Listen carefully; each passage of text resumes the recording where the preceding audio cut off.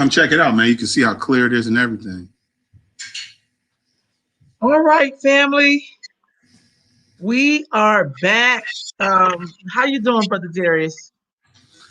I'm well. I'm well. How about you? I am wonderful. I know it's been a couple of weeks, but Yeah. I had to still follow up about this film, even though I'm on the other documentaries and stuff. But I had to make time to talk about this film. So first, we're going to start off with a little preview. So let me get that up, just to kind of refresh people's memory. See, I'm getting my skill game up here. Got to make sure I click that. And I go over here and click that. I hope this is the right one. Let's see which one this is. Yeah, this is the one. All right, we'll check out this clip and then we'll be back. Okay. Deputy Chairman Fred Hampton of the Illinois Black Panther Party. Repeat after me. I am a revolutionary. I am a revolutionary. I am a revolutionary. I am a revolutionary.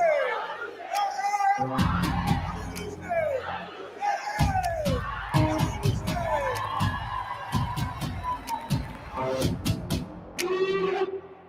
You're looking at 18 months for the stolen car, 5 years for impersonating a federal officer, or you can go home. The Black Panthers are forming a rainbow coalition of oppressed brothers and sisters of every color. Their aim is to sow hatred and inspire terror. I will learn all that I can. These ain't no terrorists. You can murder a liberator, but you can't murder liberation. You can murder a revolutionary, but you can't murder revolution. And you can murder a freedom fighter, but you can't murder freedom.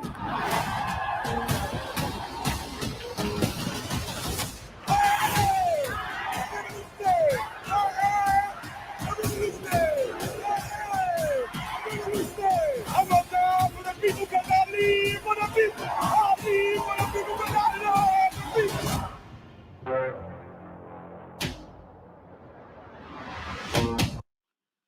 All right, there, brother. Let me stop the share. Yeah.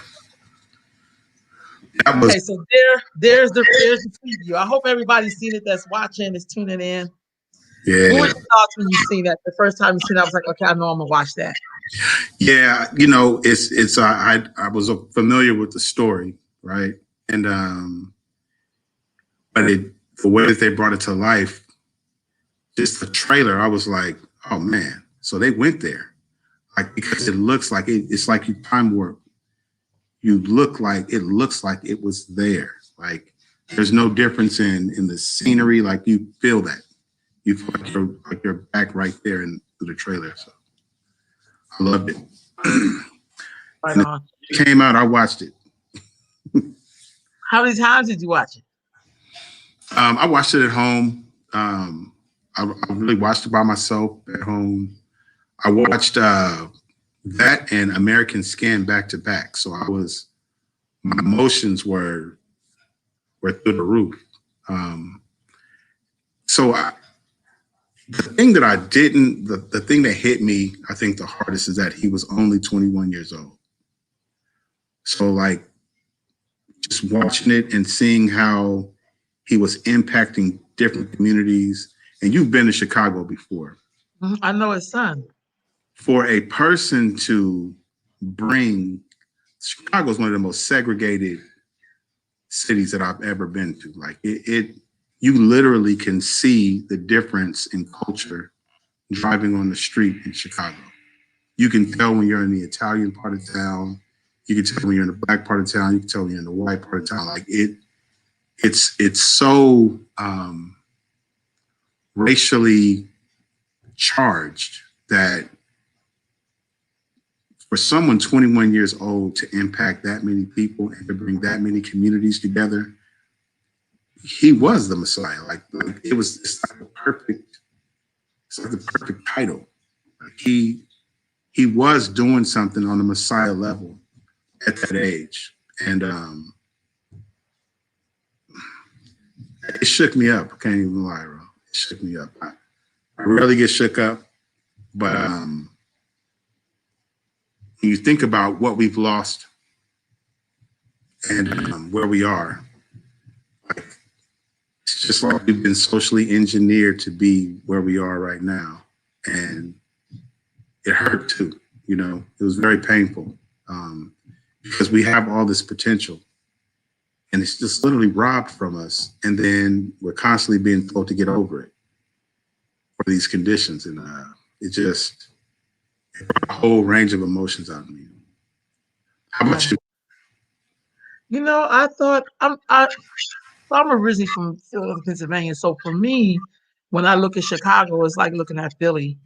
I think people, I don't necessarily see it as segregation. I look at it as people are very proud of where they come from. So when you see those neighborhoods divided like that, as we would look at it, people like to live with themselves. Yeah. The only group who are fighting not to live with themselves are Black people. So let's just be honest, because I spent a lot of time in Chicago, and you could really tell the neighborhoods sometimes, even the rich Black people don't want to live with the poor Black people in Chicago. Yeah. Like there's some dividing things from the Black folks who got the money as opposed to the Black people who are really poor. And so I was very much familiar with the story. I'm familiar with a lot of our history like this. I think what strikes me is some of the misconceptions that we buy into that we think is holding us back. I think sometimes we buy into this, like him having a rainbow coalition. We got that right now. What we got? Right. I mean, I think it was very brave of him, honestly, to step to your enemy who got the Confederate flag, who that flag lynched so many Black people to this day, and Emmett Till, and I mean, because you know we have a street for Emmett Till in Chicago, and I think I get where he was going with this. I was very proud of that, but I also thought, for what though? Like, what are we going to ask these white crackers? Excuse me for saying it like that, because that's what they were, to help us do that we could barely do for ourselves. And then in the midst, I think the part that got me, of the storyline, which is in so many of our storylines, is what do we do with Judases? Because I don't think that I think one of the things I say about really pains me about being Black, if I had to be honest, the way we try to save people who we should not be saving. When white people have an enemy and the enemy's white, I spent the last week watching all of these dictatorship documentaries. So everybody from Gaddafi to Hitler to Papa Doc to I've been watching all this stuff, and I said to myself, even the white ones. And I thought to myself, white people don't get to say, well, this is another white man, and so we're going to save him. They like, this dude is in the way. So we're going to have to go either kill this fool, neutralize him, villainize. They don't care that he's white. But with Black folks, we have a way of trying to save people that I feel like we're at the point where we may have to break into pieces to save ourselves, because the whole stuff is not going to make it through. You know, we had this conversation before. We had this conversation. The last conversation that we had, it's resonated with me that whole time. And you asked me the question, do we need to save everybody? And or do we need to just really focus on the core of us who we know already and about it and move forward? And if they're not, they need to be removed from anything that we got going on. And I've been thinking about that. It's probably been like 3 weeks since we had that conversation. Yeah. And you are absolutely right. Like, there are some people that are just not going to change. They're not and they're going to be counterproductive all the way to the bitter end. So why spend that time trying to rehabilitate or why? I'm completely with you on that. Now, what was interesting about Judas in here, I really felt like he didn't think he was doing anything that wrong because there was no death involved. He didn't have any real blood on his hands. I think when it got to that point where they asked him to give them the layout of his house and they knew that they were going to kill him, that's when his whole thing just crumbled in on him. I think he thought he was just playing both sides against the middle. He was as Black as he could be. He was getting some money, And I think the fool really thought that he was in the FBI. You know what I mean? Like, I really think that he bought into this idea that I'm an FBI operative. And you could just tell how he just fell apart when he realized that he was about to betray this man to the point of death. And those people, it's amazing how they are in our community, and they do their bidding against us every day. Like, have you ever had a Black person turn on you? Like, someone that you trusted, and Yes. and the whole time that they just weren't for you, and then they did something like to your detriment that really tried to destroy you, and they did it without a conscience. Like, I've had that happen to me in the last couple of years, and I can't forgive that person. And if I could get rid of that person, I would. Like, I just, there's just no love, and there's nothing in my heart for that person. It's completely abysmal. And I think when you pose that question to me, I had to go into that place and be like, yeah, it's 2021. We've waited too long. Like, why are we still holding on to these Judases that gotten us? It hasn't gotten us anything. You know, I hate to see him on television. I hate to see him There's a lot of them on television. Yeah, I hate to see them posted up in front of us like they really are a voice in our community. I hate the fact that they take those things like it, and I'm ready to move on from them. I really am. And if we don't move on from them, we're going to perish. I agree with that wholeheartedly. Sister Rosa, your comment really big, so I can't post it because it will block everything. But she was trying to explain like bonding together the racial groups around, like showing that would be very powerful force to the government. But I think poor white people don't have the same feeling that poor Black people do. I think that's a misconception we have. We keep thinking we have to liberate white people in order for us to get liberated, but it really don't work that way because white people have whiteness. Yeah. Whiteness is powerful. Let's just be honest. We want to act like it's not, but we know it is. And so them being poor, I mean, it don't really mean anything. They're just poor, but they're still white people. They can still come and get something that you got, and you got a degree and some money, and they can still walk in the door and get the treatment that you thought you was going to get because you have money.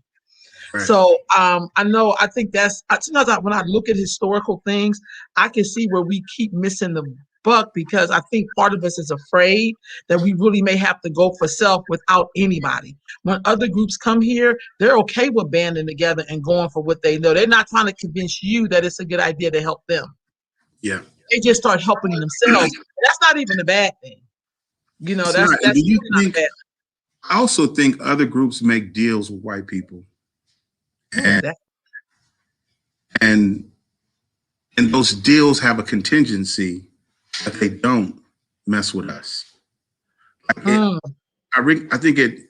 So when you think about how many different kinds of financial institutions are in the United States, or when you go into these communities, in every area there is a closely identifiable business district of another ethnic group, where they have banks and restaurants, and the money circulates within those communities, and it stays there everywhere except for our community.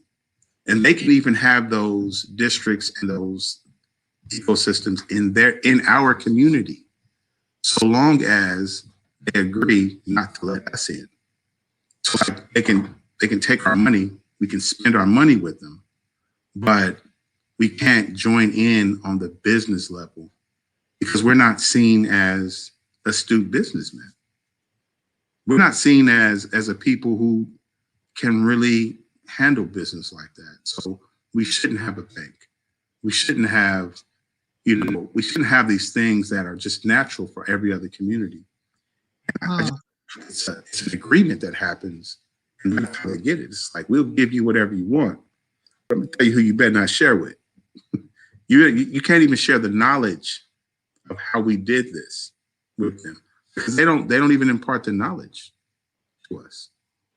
So there's it leads me to something else. And I'm gonna say sometimes I feel like that's true, and then sometimes I feel like it's why would you want to share it with us? From what you see, not from what you see, not I know you personally. And I'm gonna tell Yeah. you why I say that. Because I look Mhm. at the Africans that come here from the continent. Mhm.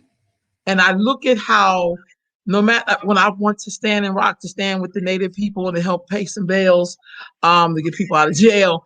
I noticed that they had a large Liberian community in North Dakota. Mhm. Okay, so because they help these people get established, and so what I find is that they don't they have codes that they live by that it appear that we don't live by any code. Yeah. Now let's just be honest. So you can't build anything with a person who don't have a code. You can't do nothing with them, honestly. Now I Mhm. only say that when I really started to figure that out is when you look at the crack game, there were codes in the crack game for the most part.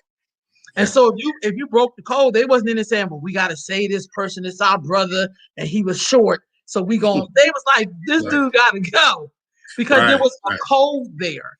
And I think that could very well be true, but I also think people tend to look at us in post conditions. Now I'm gonna say before 1950, I'm gonna give you maybe 60. Mhm. Black folks had their own stuff at that time. Mhm. But you go back, people ran a Yeah. corner store, had their little bit. We had more business at that time.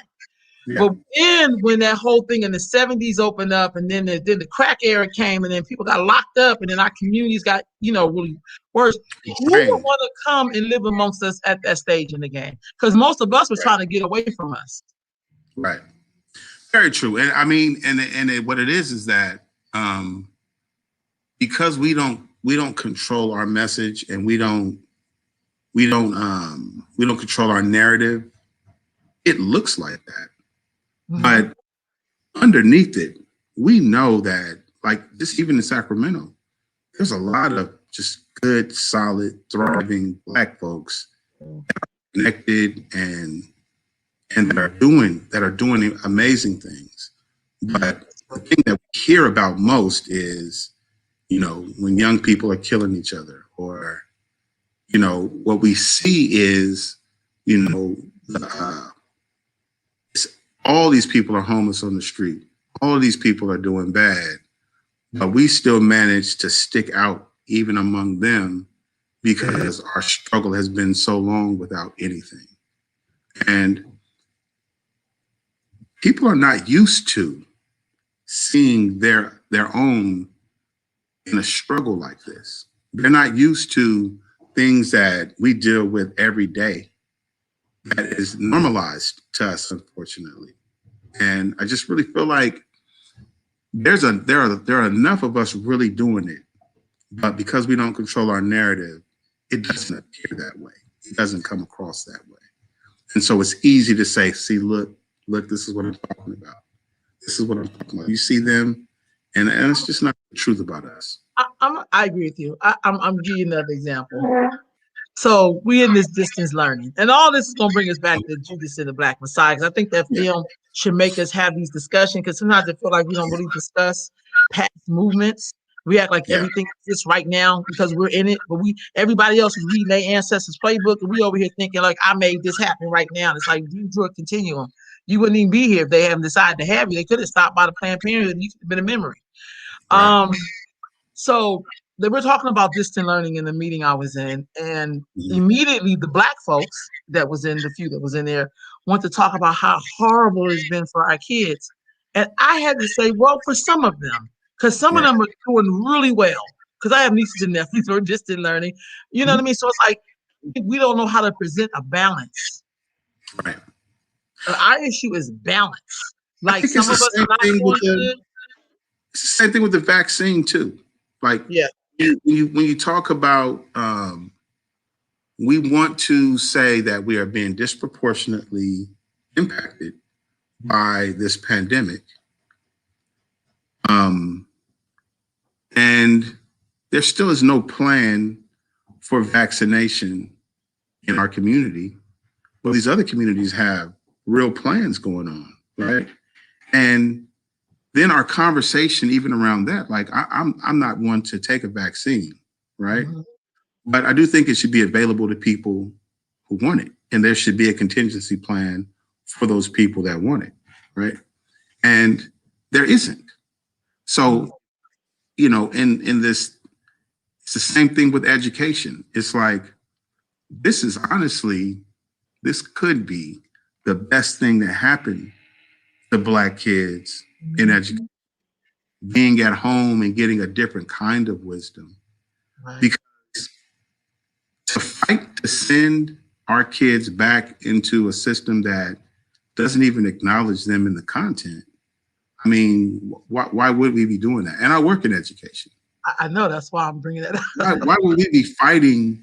Why would we fight so hard and say that the system is failing us because we can't send our kids back into a system that doesn't even acknowledge them? Like so we go through this thing where we want this thing, but we don't want this thing. You know what I mean? Like we want to liberate our kids. We know that they're not getting their history. They're not being taught self-efficacy. They're not being given the tools to be entrepreneurs and to financial literacy. We know that public education is not designed to help Black kids do these kinds of things. I think we have an identity problem. Put them in there. That's what I think. Peace, Brother Keon. I'm agreeing with you, Brother Darius, but I think we have what appears to me is that we really do have an identity problem.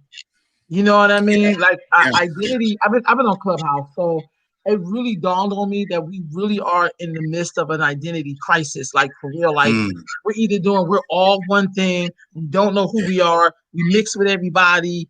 You know, we the first of everything. Can't complete one thing. I mean, it's an identity issue. And I think if you throw your children to the wolves and say, "Why are these wolves eating my children?" Right.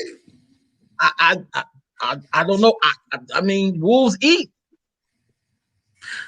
You know, I use my son as an example. My youngest son is not the best student. Right?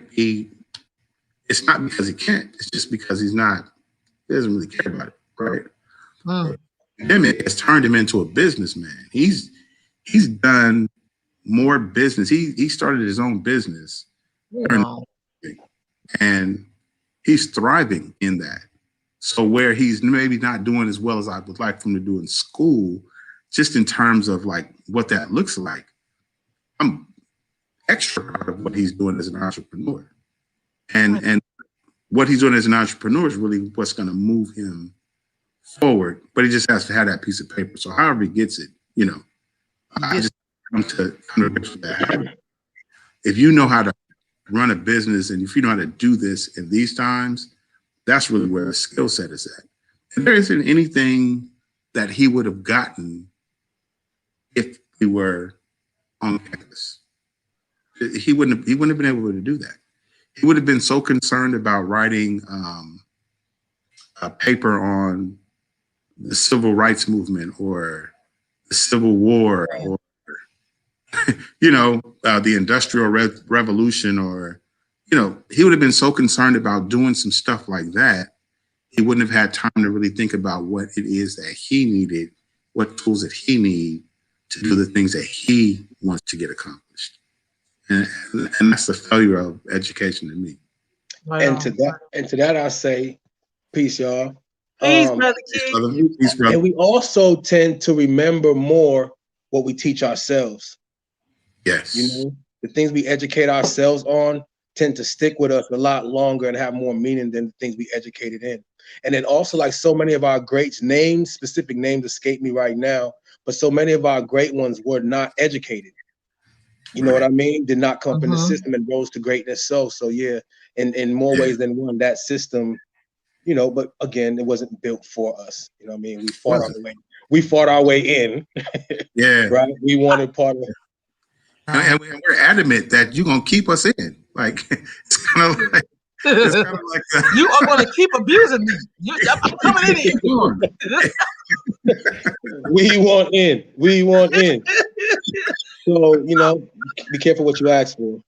That's so true. So, Keon, you join us. We're talking about Judas and the Black Messiah. I asked Brother Darius how he felt when he looked at it. We showed the preview just to kind of refresh everybody's memory. What was your thoughts on it? What did you think about the film? Cinematically, it was a good movie, right? It captured the era. I think in more ways than one. I'm not as critical. I hear one critical point being argued often, and Which point is that? Oh, it's the snitches. It's the snitches' point of view. The movie was made from the snitches' point of view and all that. And something I was thinking on, but was also confirmed. All right, so the movie itself, like I said, cinematically, it was done well. It captured the era. It told a story. For those who's not familiar with who Fred Hampton was, it's an introduction point.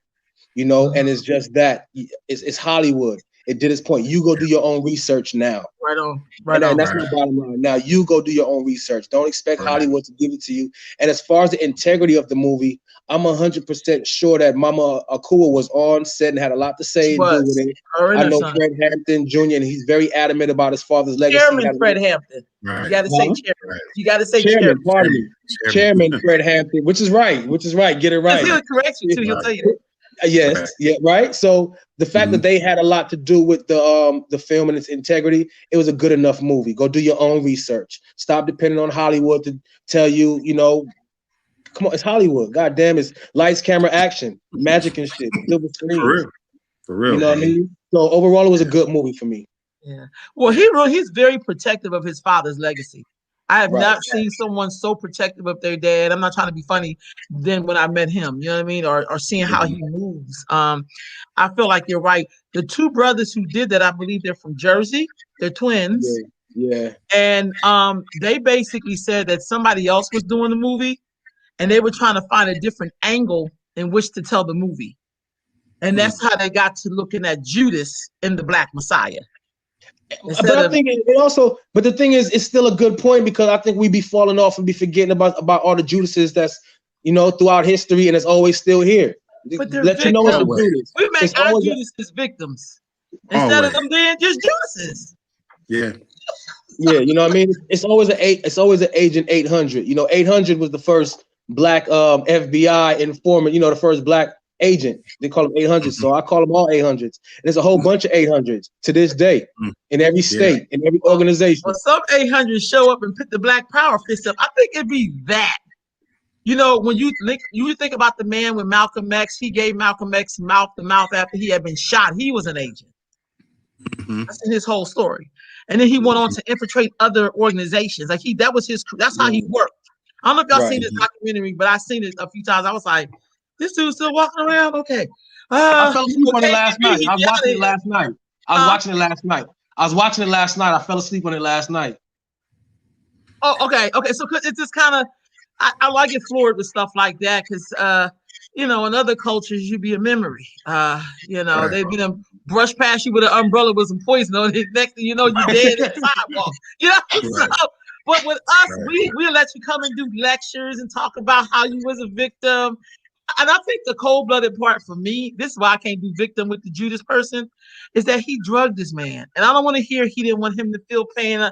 You drugged the person. You didn't even give him a chance to try to fight for his life. Right. Because a real soldier be like, man, good luck to you. They coming for you. What? I mean, come on. What were they didn't have to know. You didn't really have to draw them the correct plans to the place. So they just shot all through the walls. I mean, come on, family. The sister she put her body over the brother. Come on. Pregnant. That's one of the things that hurt me, and I knew it because I knew the history of it, but it's one thing when you know it. It's another thing when they let you visualize it. Yeah. And just to see that pregnant woman covering him, trying to wake him up. They just shoot through walls, man. They don't care. They just have no value for our life, and that's the part that hurts because it's like we still don't know that, even with the drugging, having a brother give him the drugs. Yeah. And telling him to do it. I don't know if that's factual, but just that whole exchange was just, it made me really think about that conversation that we had, Ro. And I want to ask Brother Keon too. So Ro asked me a few weeks ago if we are at a place to where we need to leave these people behind, these Judases. Why are we holding on to them? Why do we think that we can rehabilitate or change them? Why are we just moving on? And before you answer that, Keon, this is what I said just a few minutes ago. I said one of the things that pain me about being Black is that when you Black, we want to lump everybody in like we're in the same situation. When white people have an enemy and the enemy's white, they deal with them. They don't rehabilitate. They don't say, this is a white man and we got to save him because he's a C. They be like, he got to go. He in the way. He holding up progress. He got to go. And if you don't believe me, ask John Brown. So, I mean, let's, whether they're for us or not, when they have a mission, they execute it and they're not trying to save everybody. And I think I'm at the stage where I think we may have to break into 1,000 pieces just to make it, because we won't make it as one big glock. It's just not going to work like that. Because you don't even know what's going on with the other glock. I'm like, if you're a person, then build some bougie stuff. I don't really care. I mean, own a store or something. Get together with that group. If you over here and you ghetto and you gangster, get your ghetto gangsters together and own some stuff. If that's the real blueprint. But I feel like trying to get everybody on the same page, because obviously we're in the same book. We don't have to be on the same page. And I'm not into reforming people. I think you need to come back as a tree or something like that, because now you just holding us down. You know what? You know what I'm saying? You gotta be fertilizer. I love my sis. And you know what? I think if we would look at our real strategists through our history, like that's the take right there. I love us too, but it's 10 seconds in the fourth quarters. And I struggle with that, right? And I used to stand, I want to say I used to stand firm in that position, even though I still kind of do to an extent. And I got to a point where I had to tell myself, I'm not, who's to say when, right? Like, who am I over, to cast that over life?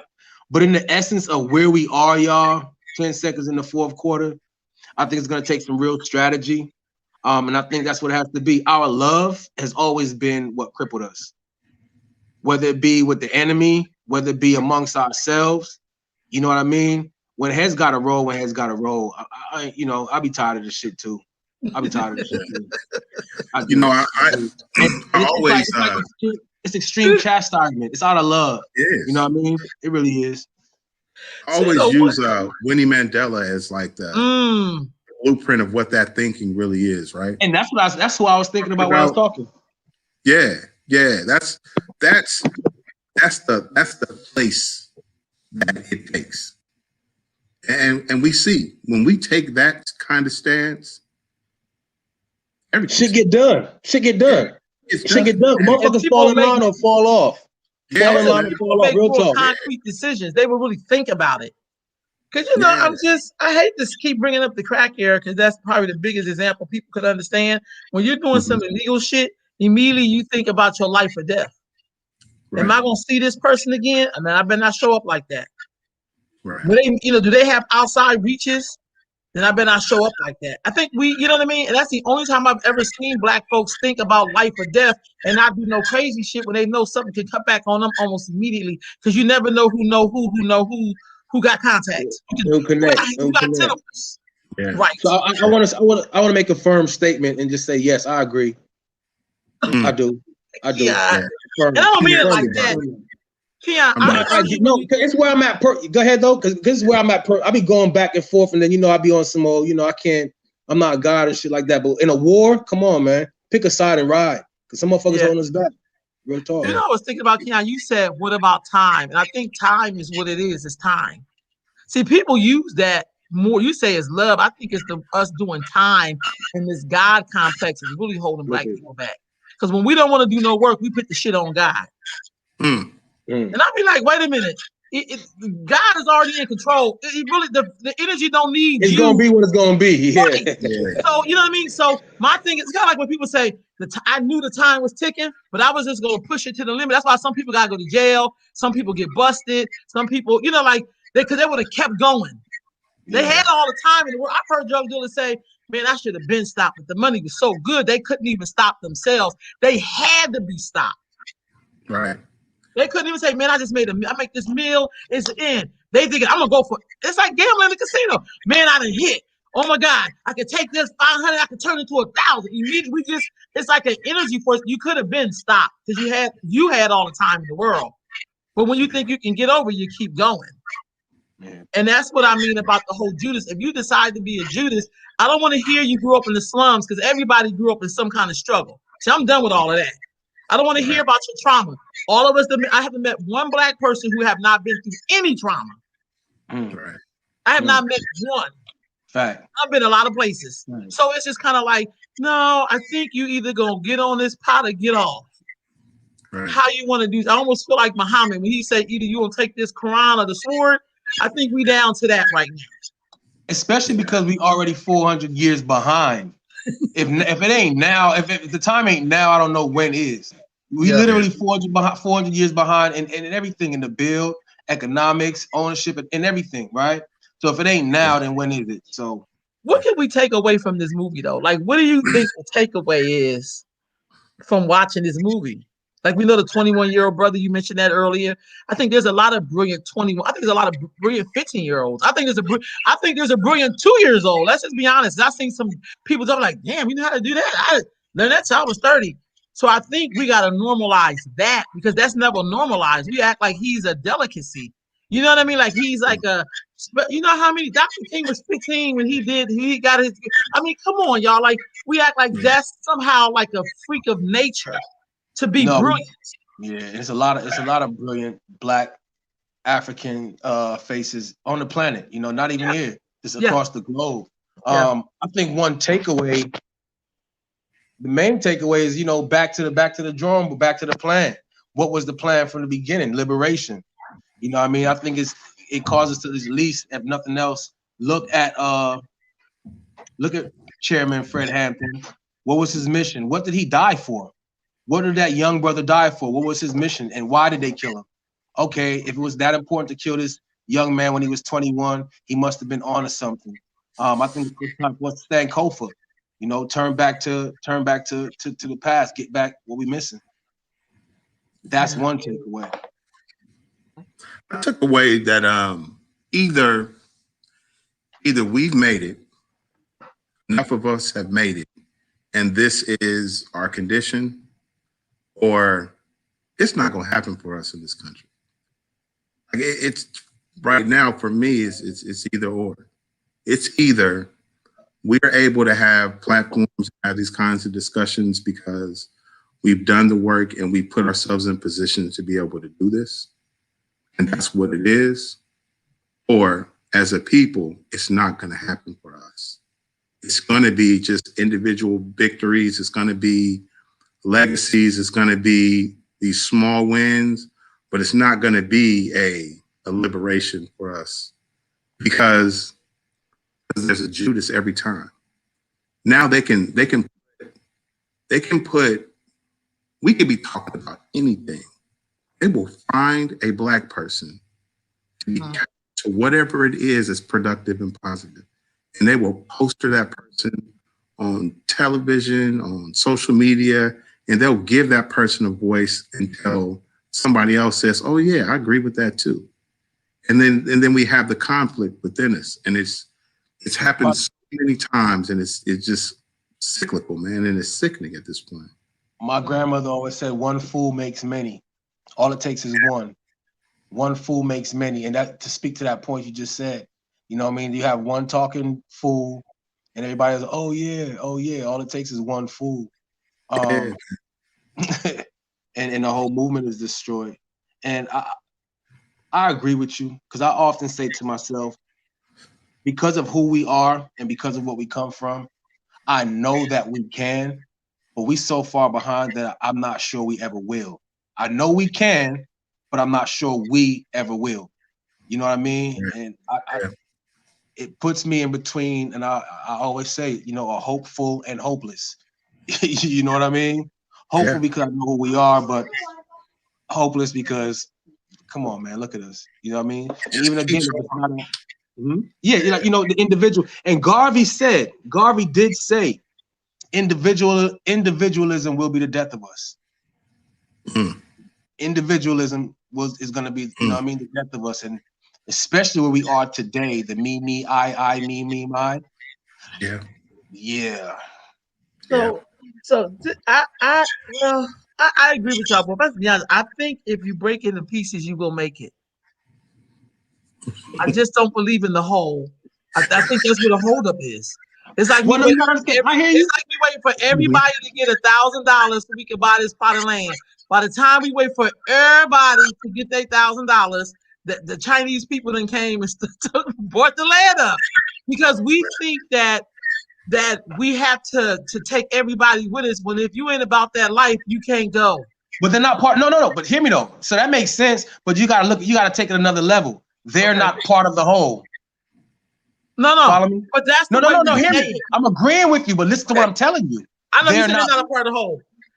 I'm gonna tell you why I said that, Keon, because I was listening to Darius, and that was a good point. So he said you don't think we can make it, and I'm thinking some of us have made it, and we find where we are.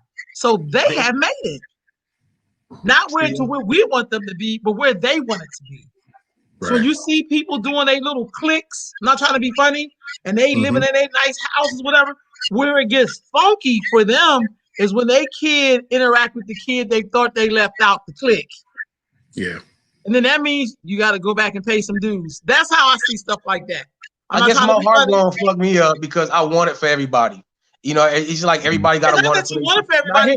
You won't get there. You won't get there. I get. That's what I'm saying. That's the matter of the heart. I hear you, but you know, heart and mind is two different things. I know what it takes. I want it for everybody, but I know what it takes. Like Nip said, everybody can't go. You know what I mean? And him though, and for the collective people who are really one-minded, one body, earnest from the heart, good with it, that is the whole. And those who are not supposed to make it, don't make it, and they were not part of the whole. You got to look at it like that. But those people keep sliding in because that's a pretty wide opening. Yeah, because of Judas. I know. Yeah, that's a pretty wide opening. And I just know when you go on a war, you can't be back to back with a person with a gun who will shoot you just to save themselves, who would drug you just so you can't defend yourself. That's some cold-blooded shit right there. I know that was cold to me. The brother couldn't even get up and get one cap off. So what do y'all think about the title? I thought it was great because he was a Judas. He was right there in his mist. Yeah. Cheering them on. I think I got some pictures in here. Cheering them on. I think that was an excellent title for me. I thought it was a great title. Yeah. What about you, Darius? I agree, and it also to me brings that whole thing that our love of Christianity. you could just bring us in deeper by putting a title like that, because even if you are not really a part of the struggle and you really are, you know, you can pull in the most basic Black person by making Christian analogies, because we're so connected to that. And so, yeah, I thought it was definitely an appropriate title. And, you know, even if I don't believe that there was ever a true Judas and a Messiah to begin with, you know, even if I'm not sure about the validity of that whole Christian story to begin with, I can at least identify with what they were trying to convey with the movie. Do y'all both think we still need Messiahs and leaders? No. Slaughter the shepherd and watch the sheep scatter. You know what I mean? Slaughter the shepherd and the sheep scatter. So, but here's the thing.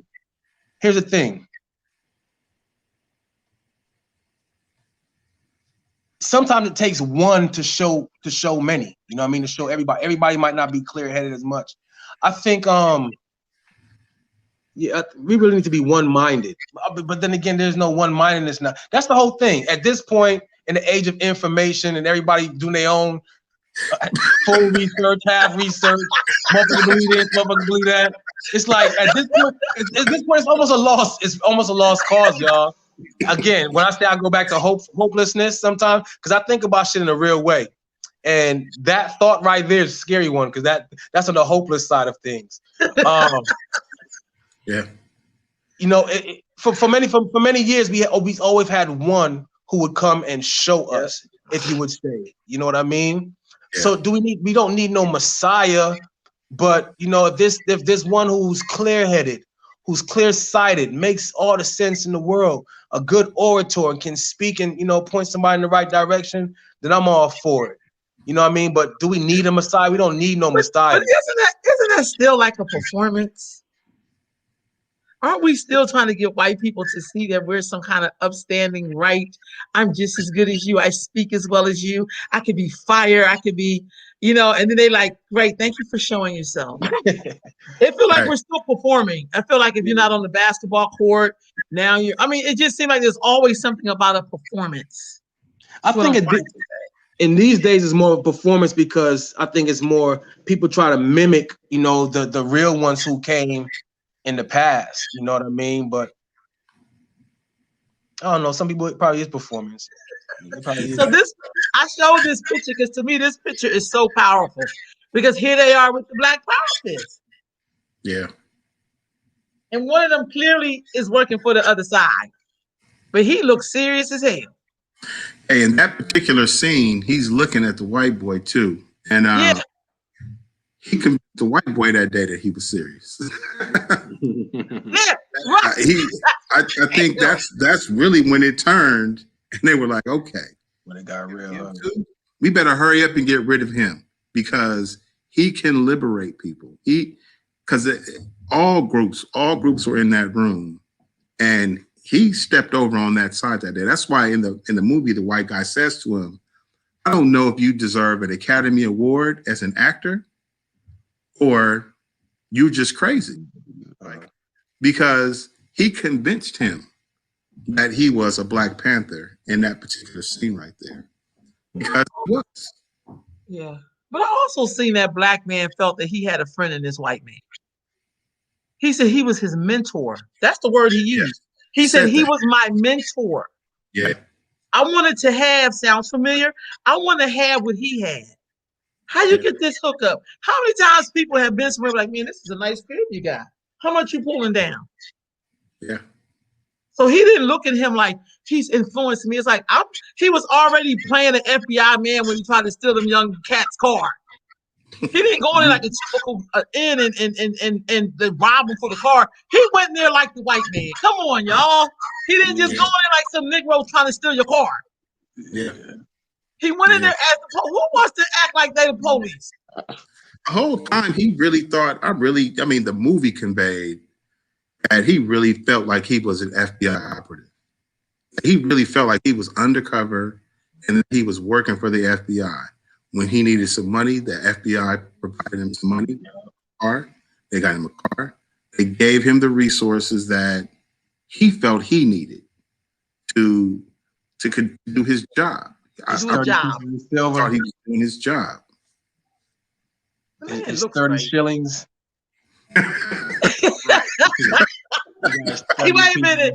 Hey, yeah, but what got me is at the end when he said, I was there. And that's what I had, it was so eerie. And so when he killed himself, if that's what he did, I don't know, it kind of made sense. Because how could you live with yourself? When you see the condition of where Chicago is right now, and you had a direct hand in that. You know what that was? He did kill himself. That was the spirit of Fred Hampton jumped in him and made him kill himself. He could. Yeah. The ancestors jumped in. No, real talk. The ancestors possessed his ass and ran his ass in front of a car. Yeah. The ancestors jumped in him and ran him in front of a car. He didn't want to go. But you ask a question, like how can you live with yourself? You know what I mean? And I think it's the same question you would ask any criminal deviant, deep dark criminal. How do you live with yourself? Other than you have to be that. You know what I mean? If you really are that in your spirit, in your mind, in your heart, you know what I mean? And you sleeping like a baby every night. You know what I mean? And he said it started tormenting him or whatever the case may be, but I don't know. But yeah, you have to be that in order to carry those things out. Yeah. Yeah. Well, our brother who played him said he had to go to therapy after playing that character. Yeah, Lakeith, you could see because he really became that character. Like he was very convincing. Yeah. He was very convincing. Same thing with the brother Kaluuya, who played Fred Hampton. It amazes me that he was just completely able to throw his accent away and just really become Fred Hampton. He did an incredible job also. Yeah, that's what it means to be an actor. Yeah. Because he did a really good job of that. Yeah, yes, he did. He did a really, really good job. His voice and everything, it was very, very good. Side note, how did you feel about I'm on Clubhouse and some people felt like he should not have played Fred Hampton because he is an British African, I guess. I can't remember where he's from in Africa. Please forgive me. It's 54 countries. How many countries there is in Africa? I don't know what's up there. 54. Yeah. So, and I did a really good interview he did. I showed that to Keon about his reply, but I guess he had said some stuff before, which I think sometimes not all, some Africans kind of get beside themselves and they say stuff about African Americans because I hate to put the days in it because it kind of takes away from us owning our own shit. Sometimes you say stuff about people, then you get to know them and understand the story for real, and be like, maybe I shouldn't have said that. Because that's happened to me before. I've had thoughts about people, and then when I got the real story, I was like, damn, I should have never said that. Because I was saying it out of my own judgment of who I thought you were. Because as a family, we got to be able to have those kind of discussions when we're accountable to each other. Though I thought he did a really good job. And I think this is Harry Tubman. She did not, I was not feeling Harry Tubman when I seen that because I know Harry Tubman stuff. But this dude felt like him. This felt like maybe because some brothers did the film. You know, some brothers who was true to the storyline and not trying to do Hollywood and making a romantic scene between Harry and the slave master and shit. Like, that's how you know that's straight Hollywood. And it was a black woman who produced that film, by the way, for Harry Tubman. But these were two brothers who were a little bit more radical. So this brother, it felt like the dude. Like they didn't put no other stuff in it. You know what I mean? Yeah. How do y'all feel about that? I really think that our struggle, we have to see our struggle on an international level. So it doesn't matter if you come from Nigeria, Britain, or Sacramento. If you're in our struggle and you respect it, that's what you need to do. Like we shouldn't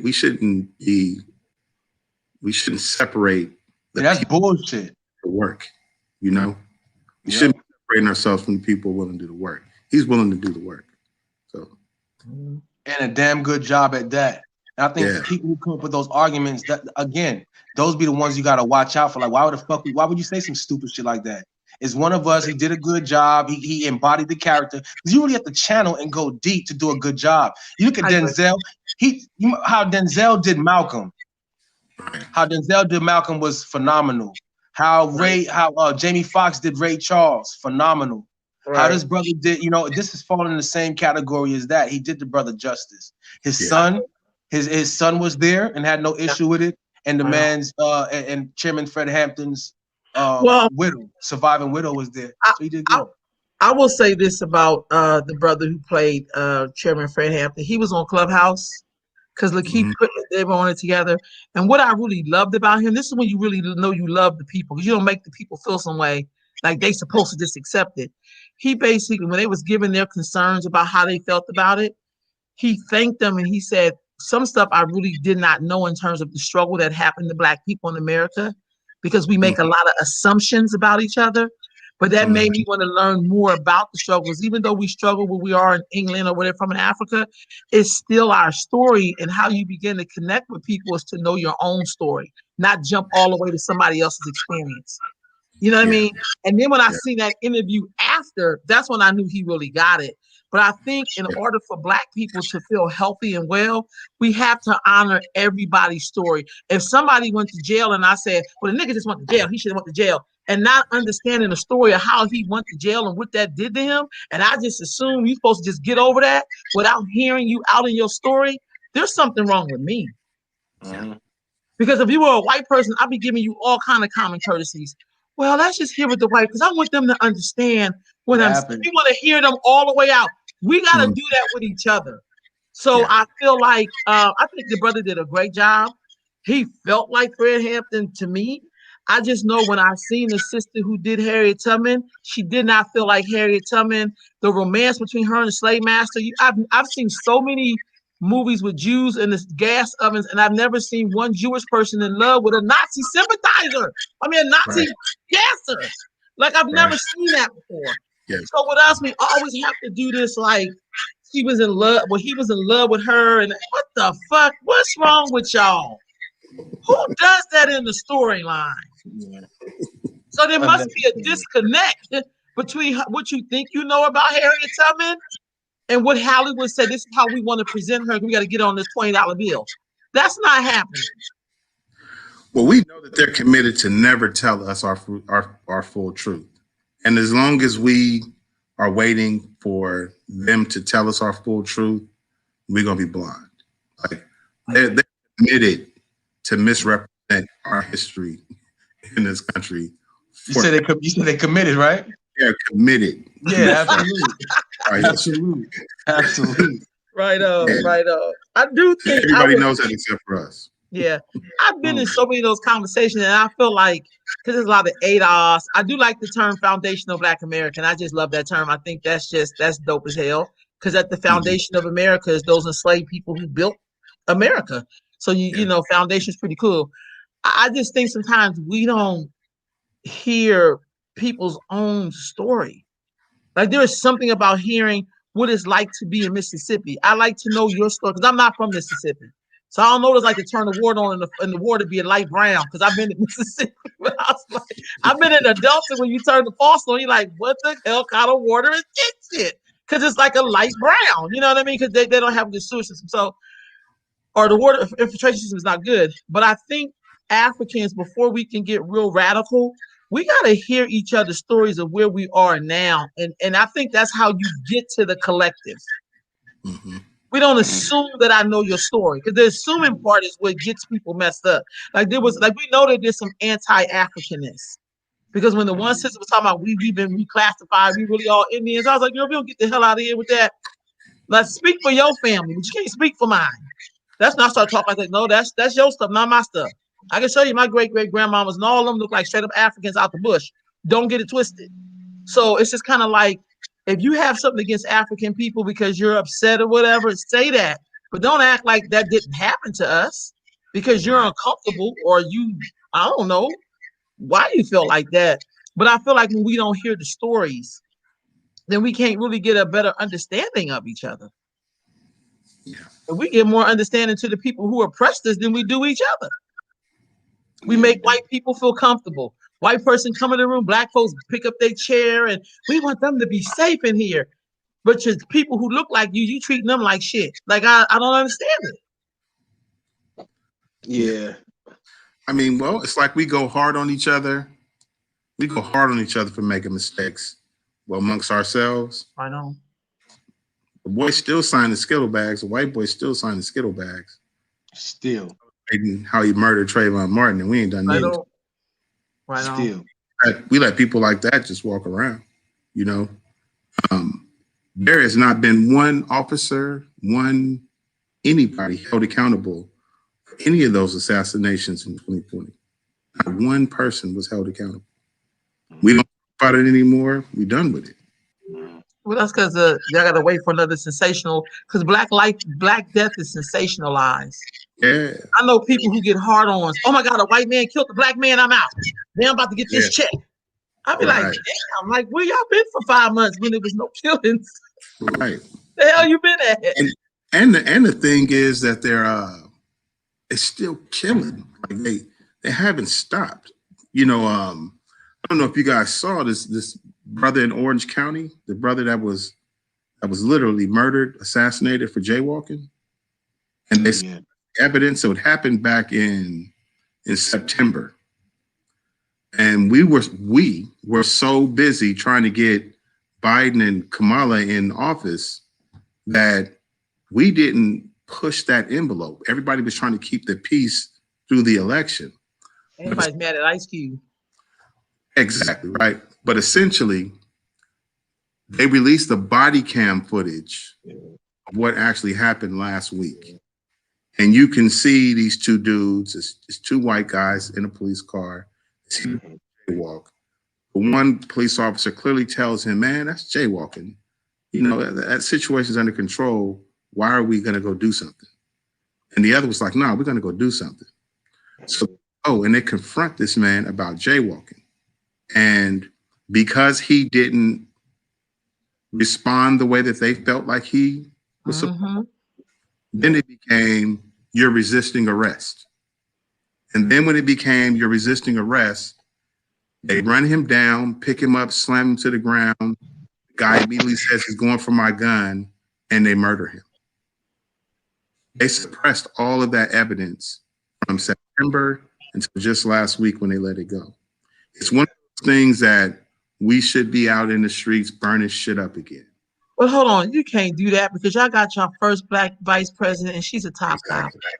See how we sell each other out for stuff? Yeah. And we talking about Judas putting the drink in brother's water so he can sleep all night. We drank something. I didn't. Right. For Kamala, it's like she's a top cop. And we put her in, we threw all that shit out the window for her. Right. Right. And it's so blatant, and the community put so much pressure on the Orange County sheriffs that they finally let the footage out. But there's outrage about that. There's really no response. There isn't even an acknowledgement by Kamala or Joe Biden about that. And there wouldn't be unless we go to tearing shit up and doing what we shocked. But the only progress that we made in 2020 is when we became strategic about the shit that we were tearing up. That's when you got the kente cloth and taking a knee and shit like that. When we got to burn up their institutions and tearing up their shit, they were like, oh, they've gotten smart. They've learned how to really do this. They're not tearing up their community anymore. And so we got some headroom, but we stopped. And this is still happening. These officers are still murdering black men all the time. But the media is not going to let us know this information. And we on a different page now. Now we trying to make history. And so here's you said something real key, Darius. You said when they put the kente cloth on and took the knee, which probably some of that probably was made in China.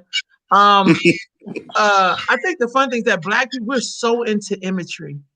Yeah. All you have to do is give us an image and we'll go right to sleep. It's like with my nephew, if I start jumping up and down, he'd forget he was crying and then he'd be jumping up and down with me instead of being like, I'm really protesting, I'm supposed to be doing something else. But because my auntie is now laughing with me, we are like children like that. We will sell you out just to have a seat on the floor next to you under the table while you sitting at the table having a great meal. I just feel like we got so many issues happening in our community because just as I was thinking about that, to be honest with you, Darius, I'm thinking about all these black women and girls who are being murdered by people who look like them in their community, and black folks ain't talking about that either. We're not talking about it. And then we'll talk about we're not producing as many people. Well, by the time we get reparations, we may all be dead. Right. Because it's just something, I don't know if black people are capable of really governing themselves. That keeps coming back to me. I know we could do it because I've seen the Black Church documentary, especially the first two parts, was amazing to me. The stuff black people were doing straight up out of slavery. It was absolutely freaking amazing. That was then. Huh? Now, are we capable of governing ourselves? No. Damn, Keon. No. You know why? I'm gonna tell you the truth. Cause you ain't gonna tell me what the fuck to do, nigga. We got a lot of that. Real talk. Yeah, real talk, right? You're right. So what that does now, that presents other situations that gets bloody amongst ourselves, which turns back to black on black shit. You know what I mean? Yeah. You're not supposed to say that word. It's only black on black when we're buying each other's products. No, you know what I mean, though, right? Because I'm just being sarcastic. We really are that far. We too unruly. We too unruly, and ain't nobody gonna tell us what to do, and ain't nobody gonna make me do nothing, and that's not the program. And you know what I mean? And it goes like that, and then we attempt to organize. You know what I mean? Let's say you did have a gang, a I said gang of brothers, but I don't mean gang, right? I know We had a what you gang mean. of brothers who going around doing the cleanup. And you had, doing the cleanup. You know what that is? That's Right a new on. gang. I got That's a new gang. that work. No, that's a new gang. You know what I mean? Yeah. And it looks just like the other shit. Right. You know what I mean? Except the cause might be righteous, that we say, but it gets messy. It looks just like the other shit. So at this point, 2021, from 1619 and beyond and shit. If we ain't got our shit together at this point, I have to be real with myself. You know what I mean? And I go back again. I be hopeful, but then I be hopeless because we African. I be hopeful because we African, and I be hopeless because we niggas. Yeah. Hey. Straight up. I really think we're gonna have a cleansing. Because that's the only way we're gonna get back on balance. But I've always been afraid of. But I've always been afraid of what it's gonna look, what that looks like. Like for us, and who is going right? And who is going to cleanse us? Who is going to cleanse us? Well, we already have a cleansing going on by the other side. That's like you're talking about the internal. I'm talking about internal cleansing. Something has to. I don't know what that's going to look like. It's going to be, yeah. But the only thing that's going to set us straight, we have to figure out how to get rid of those people who don't have good moral character, who love griminess more than they love righteousness. I'm talking about in terms of like, there was a time where even if you was doing some grimy stuff and you knew it was grimy, you didn't want other people to come join you.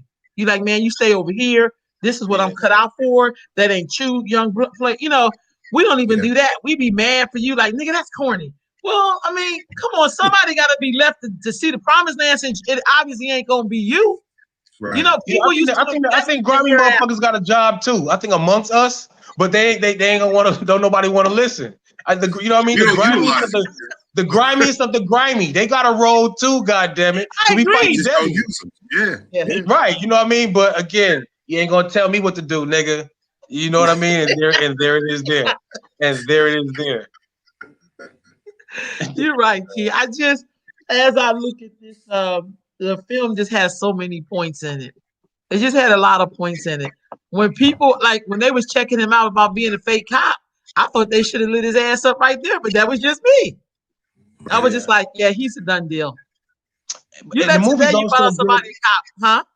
The movie also good because it doesn't let Fred Hampton die, right? It's a rebirth in 2021. In terms of even a modern movie, let's say somebody 10 years old. Let's say somebody 10 years old is 10 right now, and they watch it 10 years from now. Fred Hampton doesn't die, and then you could go back and do your research. So in that instance. So here's what I'm always concerned about, Keon, is about us knowing people but not knowing their work or being inspired to do whatever the work they were doing. What was he doing? And are people doing that right now? And is it reaching what it was he was trying to do? Like I meet people who love Malcolm X. People are doing it now. People doing it now, definitely. But what is that? There'll never be another Fred Hampton. Well, no. I'm talking about the work. Because here's the thing: we're in America. America is 400-something years old.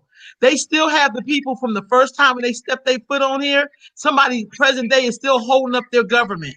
400. That means they're doing something exactly like their ancestors. I don't know if anybody's doing the complete works that he was doing. No. Listen. Right, but there's people who are doing aspects of what he's doing. There's organizations who's feeding people. There's other organizations who's fighting for this and fighting for that. There'll never be another Fred Hampton, but people. Some of those works are definitely still being done. Maybe not to that magnitude and having that same impact, but the work is still being done. I don't know. I get what you're saying, Keon. I'm saying I don't know the magnitude what you're talking about. If you can't say exactly what the person did, that probably means we don't know. What I'm saying is that the messaging gets lost for Black people.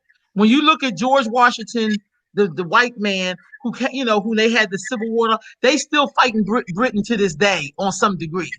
They still trying to play chess with these people like they did when they got their independence from the UK. So what I'm saying is, no, I'm not saying they crossing the harbor and putting tea in the harbor. No, I'm talking about they're still holding up their system. They're still, like, we know free breakfast program. We do that at school now. You go to school and get some free lunch. You know what I mean? The clinic, they were doing medical clinics. Now we have women and children. That came from the Panthers. So the WIC program, that was the Panthers. The little mini clinics, that came from the Panthers. So Right. I'm saying, what are we doing that's their work? Because now what we do, we ask the county and the state to please help fund us. When we was like, we're not waiting on them. That's what the Oh, Panthers I said. hear you. But the nation said, we're not waiting on them. We're going to have our own fish market, supermarket, housing complex. They may not have had a lot of educational resources, but damn it, they produced some stuff. Even the black churches, that black church documentary, people learned how to read. I mean, they really supported each other. And I'm saying in 2021, we have all the information. We have a film on this man. We have a film on Malcolm X. We have a film on Garvey. We have a film on damn near every great black person who came and got it in. And when you say, well, what did that person really do? And are we still doing it now? That's when you get crickets. Because we like, well, I'm trying to finish school. I can tell you what we're not doing. Okay. Not doing. And what I feel the gist of what I think got him killed is he was able to turn every community against the police. See, we're not dealing with the police the way effectively. We're not dealing with them the way that we should be dealing with them. Those motherfuckers are out of control. They are out of control. And he showing it to every community. Like you think that they're for your community because you look this way. No, this is an institution that is completely out of control around the entire city of Chicago. And if you look at police departments in every city in the United States of America, they are all completely out of control. So what he was able to do was apply consistent pressure. He never called them the police. They were pigs to him. And he made sure that everybody understood that they were pigs. And he made sure that they understood in their community why they were pigs in their community. Whether they were shaking people down at their restaurant or they were murdering people in the street, it's all pig behavior. And to be able to move people to understand what that institution is and how fucked up that systemic institution is, that's what got him killed. And that's the work that we are not doing. We ease up off the police. There's no way in the world we should be easing up off the police. I'm gonna go a little step further though than that, because I get that wording, and you're absolutely right. You know, that probably be one of the methods. But I think what really gets you killed is when you replace people with yourself. So when they was policing their own community, that's a threat. When nobody has to call the police, that's a threat. They crossed their own kids across the street. Brothers wouldn't talk to brothers when something was wrong, or talk to sisters. You know, people check. That's when you become a threat, when you no longer need them. Right. I agree. And that's what I haven't seen yet. We'll march on them. We'll go camp outside the DA office, but we're not going to answer no domestic violence call that we know we hear in the block. Right. We're not going to roll up on a sister or brother and be like, well, what's going on here? Why is y'all out here walking in the street? Like, what's going on? Why y'all? I mean, I'm just saying stuff like that. That's a different kind of charge. And that's when you become very dangerous, when you can replace your oppressor with your own system that works. Yes. Do you understand what I'm saying? That's when you become dangerous. Right. I agree. I completely agree with you. I'm just saying, in addition to that, that when you help people see them for who they are, there hasn't been an organization that went after the police institution the way that the Black Panthers did. Like one of their first charges was to completely go after the police department in any city, and they were willing to use force. They were willing to do what it took to go after them, and they were very vocal. We don't do that anymore. We still try to be in partnership with these people, and they know who their Judases are. They know who the murderers. They know who all of those people are, and we still try to compartmentalize that relationship with the good ones. But they support all of this shit. You know what I mean? And we haven't had anybody go after them like that. And we should be going after them now more than ever. These motherfuckers have gotten away with everything. In them shooting in Fred Hampton's house with his pregnant wife there. It's no different than shooting in Breonna Taylor's house. That's real talk. That's what I got from it. I'm like, look, because it's still doing the exact thing. Y'all warrants at 12 o'clock in the morning. Like, who the fuck does that? It can't end well. They're still murdering people for jaywalking. They're still, and then now they can come up and say, oh, it's black on black crime. You guys are doing it to yourself. Nah, you motherfuckers are doing it, and no one is being held accountable for it. And now we don't even say shit. We get mad for a couple of days, but we don't get at them the way that Fred Hampton had people mobilized to get at them. These motherfuckers is mighty comfortable. That's why they keep on doing this shit. Well, When we talk about defunding the police, even when we talk about defunding the police, the first thing they said was, well, who's going to come and settle your domestic disputes, or when the real criminals get loose, who's going to stop them? I mean, who's stopping them now? These motherfuckers, they don't come and prevent crime. They come after. They come after the crime happens, right? Yeah, but I think if you want the people on your side, this is what I'm saying. I agree with everything you're saying. But I think if you want the people on your side, you should have an answer for when they say shit like that. And the answer can't be, well, we're talking about. No, the answer should be, we will police ourselves. Right. That's what the answer should be. Right. Not deflecting. Like, no, that's that real. When I looked at, I'm not trying to be funny, when I was watching all those documentaries about so-called tyrants or whatever, they was willing to do the shit themselves.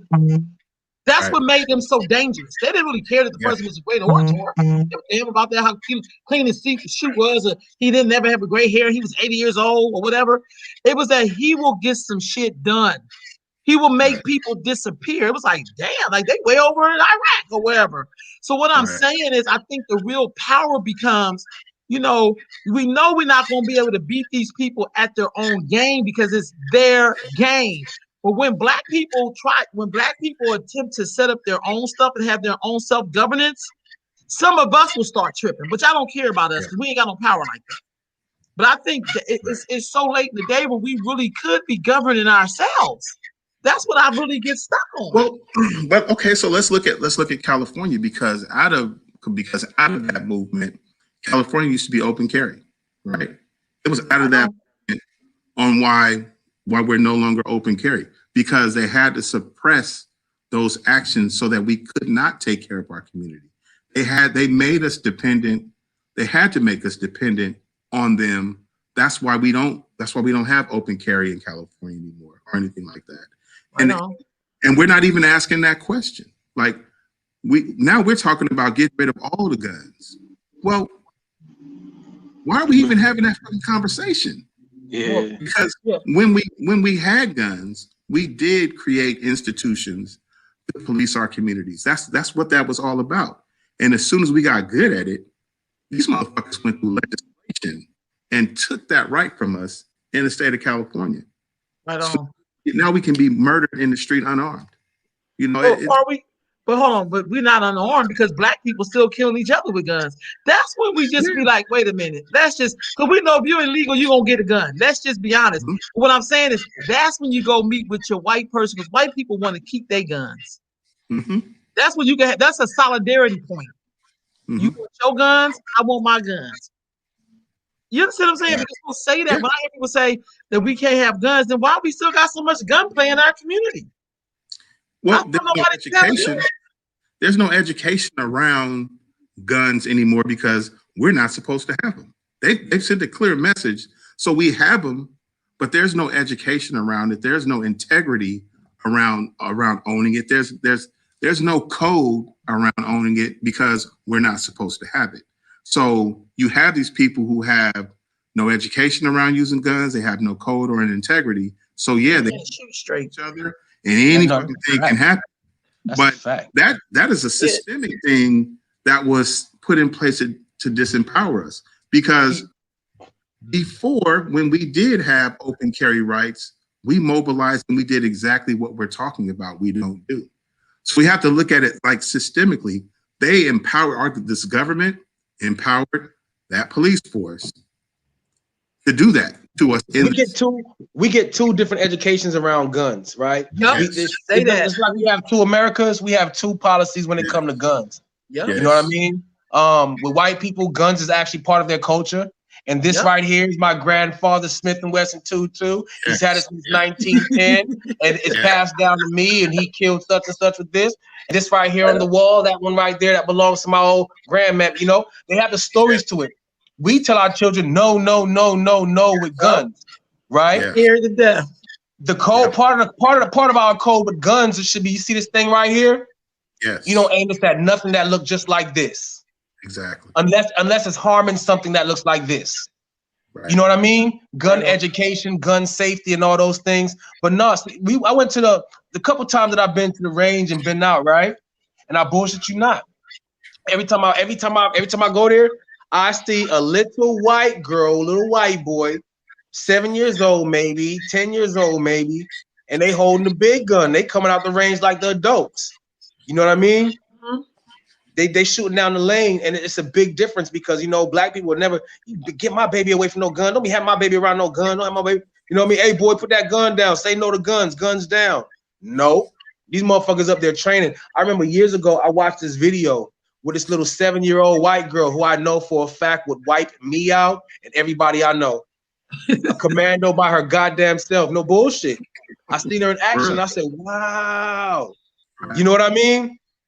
I shoot, but her aim looked like it might have been a little bit better than mine because she was ping, ping. She ducked, she rolled. No real shit. She dropped the clip, pulled the other one out of her hip, put it in, rolled, hit the corner, shot, dropped, threw the gun, picked up the other one, and she was had to be no more than 7, 8 years old. I said, you know what? She will wipe me, my children, my mom, my homeboys, these gang niggas I know. She'll wipe them all out.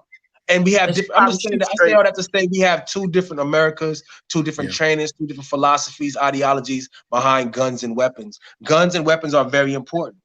You know, it goes like this. The first thing as a human being, you have the right to say what you want to say. That's your mouthpiece. Mm-hmm. After that, or you should have the right to tell somebody back up, right? Second thing after that, you don't back up, it's fisticuffs. You have the right to defend yourself. After the fist is the gun. The gun is your final word. The gun is what protects your estate. The gun is what protects your life in case of. You know what I mean? So it's two different philosophies and ideologies behind guns. That's why America's America. They got the biggest guns. The one with the biggest gun got the power. You know what I mean? But yeah, I just say that to say we have two different, you know, mentalities around that. Self-defense protection. Do you remember that time me and you went to go rent a U-Haul on Sunday morning, and it was next to a shooting range? Listen. Do you remember that? Yeah. Who were the two groups we seen in there waiting to go in with their guns, pulling their stuff out the back of their truck? Off top, I think, was it the white and the Asian dude? Yes. The white and the Asian dude. Yeah, they was up. Yeah, absolutely. They was getting it in early on Sunday morning. So we up there praying, and they in there spraying. Praying and spraying. Hey, that's the big thing. Come on. I was like, because it was next door to the gun range where we were going. Yeah. Well, I mean, but isn't that what we say? It's like you said, we say put those guns down. You know, you don't need to defend yourself. You don't need to have no guns. Guns are bad. And then we also say, because Jesus is going to fix it. Like the Messiah is going to, and he's going to save it. I mean, you know, that's but I think people say that who's scared, though. I think that's really what we're waiting for. But enough of us say it to where it's not associated with it. We really believe that. Yeah. We believe that. You're right, bro. I just feel like, I just think that a lot of us are just scared. Some of us just need a hero. And we'll take that hero however he shows up. At this point, it's a he. And seriously, we'll just take him like that. We know there ain't nothing coming but us. We know ain't nobody coming but us. I don't think we're afraid because we tend to fuck with the baddest people in the room. We fuck with each other. Yeah, like, but that ain't shit because we ain't shit. We clearly are the baddest people in the room, no matter what you're in. And those are the people that we go after. We don't even mess with the weakest people in the room. We look over them. We look for the bad motherfucker. We're not afraid. We're just misguided. Well, I think we do that with each other. But if a crazy white person come in the room, we use the diplomatic skills and shit. Because white people will fuck you up. They will come and lock you up and fuck you up. He got backup. It's called popo. Let's keep it solid. No, seriously. We fuck with each other. We'll cuss each other out all day long. That's a litmus test. I don't know. I don't think we taking a lot of mess from them. Like I don't. We're definitely not afraid of them. I've seen us get diplomatic for real. No, I'm dead serious. I've seen us go all then a white person come in like Karen. My best example is all the Karen and Michaels we got on video. Why ain't nobody stretched one of their asses out yet? Yeah, they call them You up police. here trying to convince Karen that you live in this building. I think they do. I don't Real, hey, goddamn, bro. Strong fucking point. That's a strong point. Karen's ass. They should be. I would definitely be incriminated on camera. I would be incriminated. Be like, yes, she was wrong, but Keon, you were wrong when you hit his ass or when you did that to, that's how they have to get me. You're not gonna get me on no The only video I see where somebody got knocked the fuck out was when the white boy called that black man a nigga it looked like a Circle K. And he took that damn bottle. Yeah, he let him up. That's what has to happen. Yeah. I did see a sister knock a white woman out in Sacramento when she called her a nigga and she would beat their ass down. That happened in Sacramento. I think we do that more than we. I like to see more of that because I'm so tired of seeing people like Karen. Let me in the building. I don't think that they publicize that, but I think that. Well, but maybe not because it's not about it being public because the people upload the shit on their own. This has nothing to do with this has nothing to do with big media. Get stretched out. I think sometimes the people who be having heart, they got shit to lose. But if you got a job or some shit, you thinking about I don't want to go to jail this weekend. I mean, seriously, like people, the most dangerous man in society is the one who ain't got shit to lose. Like I done been there. I need a break. I ain't got no job. Like that's a person you may want to be afraid of. But a Negro who got bills and shit, they gonna. Let me say that right there. Pause. Let me take that point to segue back to. Fred Hampton, right? Okay. Chairman Fred Hampton, because again, even when we look at the movement, and you say the one who has nothing to lose, those people were young, right? And you got to understand. I was talking to a student the other day, and she was expressing to me how she's disillusioned with the movement as it was happening in Sacramento because of some of the student leaders were having breakdowns, but also that a lot of the elders who was out there with them kind of dropped the ball. A lot of the issues that there was more, certain things still ain't changed. And I was explaining to her that same theory right there in terms of. Timmy? Yeah, I got you. You back? Okay. Yeah. When my phone ring, it messes up my sound, so I cannot hear y'all. That's why I got off and got back on to reconnect because I can't hear you guys. No worries. You good? Yeah, we hear you though. I know. I know y'all can hear me, but I could barely anyway. So my point was, the young people who are at the front of the movement hasn't acquired that outside of the vigor and the passion, the truth that ignites. Right, and forces you to move because that's one thing that makes you move is your education. Information causes you to move, or it should. The young people during the day that was at the forefront of the movement, you notice they were all young, right, for the most part. And people get old and you get comfortable, right? You get old now, you got something to lose. Now you done had 3 babies and you want to live for your babies, right? You might have that, like you said, you protecting that job that you have right now, or your security or your home, or whatever the case may be. And it's always, that our young people who hasn't acquired have nothing to lose, put their life on the line. I remember how much more rowdy I was during my 20s when I ain't had shit to lose, per se. I had no babies. I had no real responsibilities. I was a different Keon. I was a lot more fiery, and I'm still fiery now. You know what I mean? But I was a lot more fiery in my youth when I really didn't have too much of anything. And I just have to say the zeal that comes with the young, the energy, and the zeal that just comes with youth on our side. And they took Fred out early back then. I agree. I think after watching that the Black Church documentary, which I loved, but the last part I didn't like because it seems to me, Keon, like a lot of young people, they some whining ass people. Not all of them.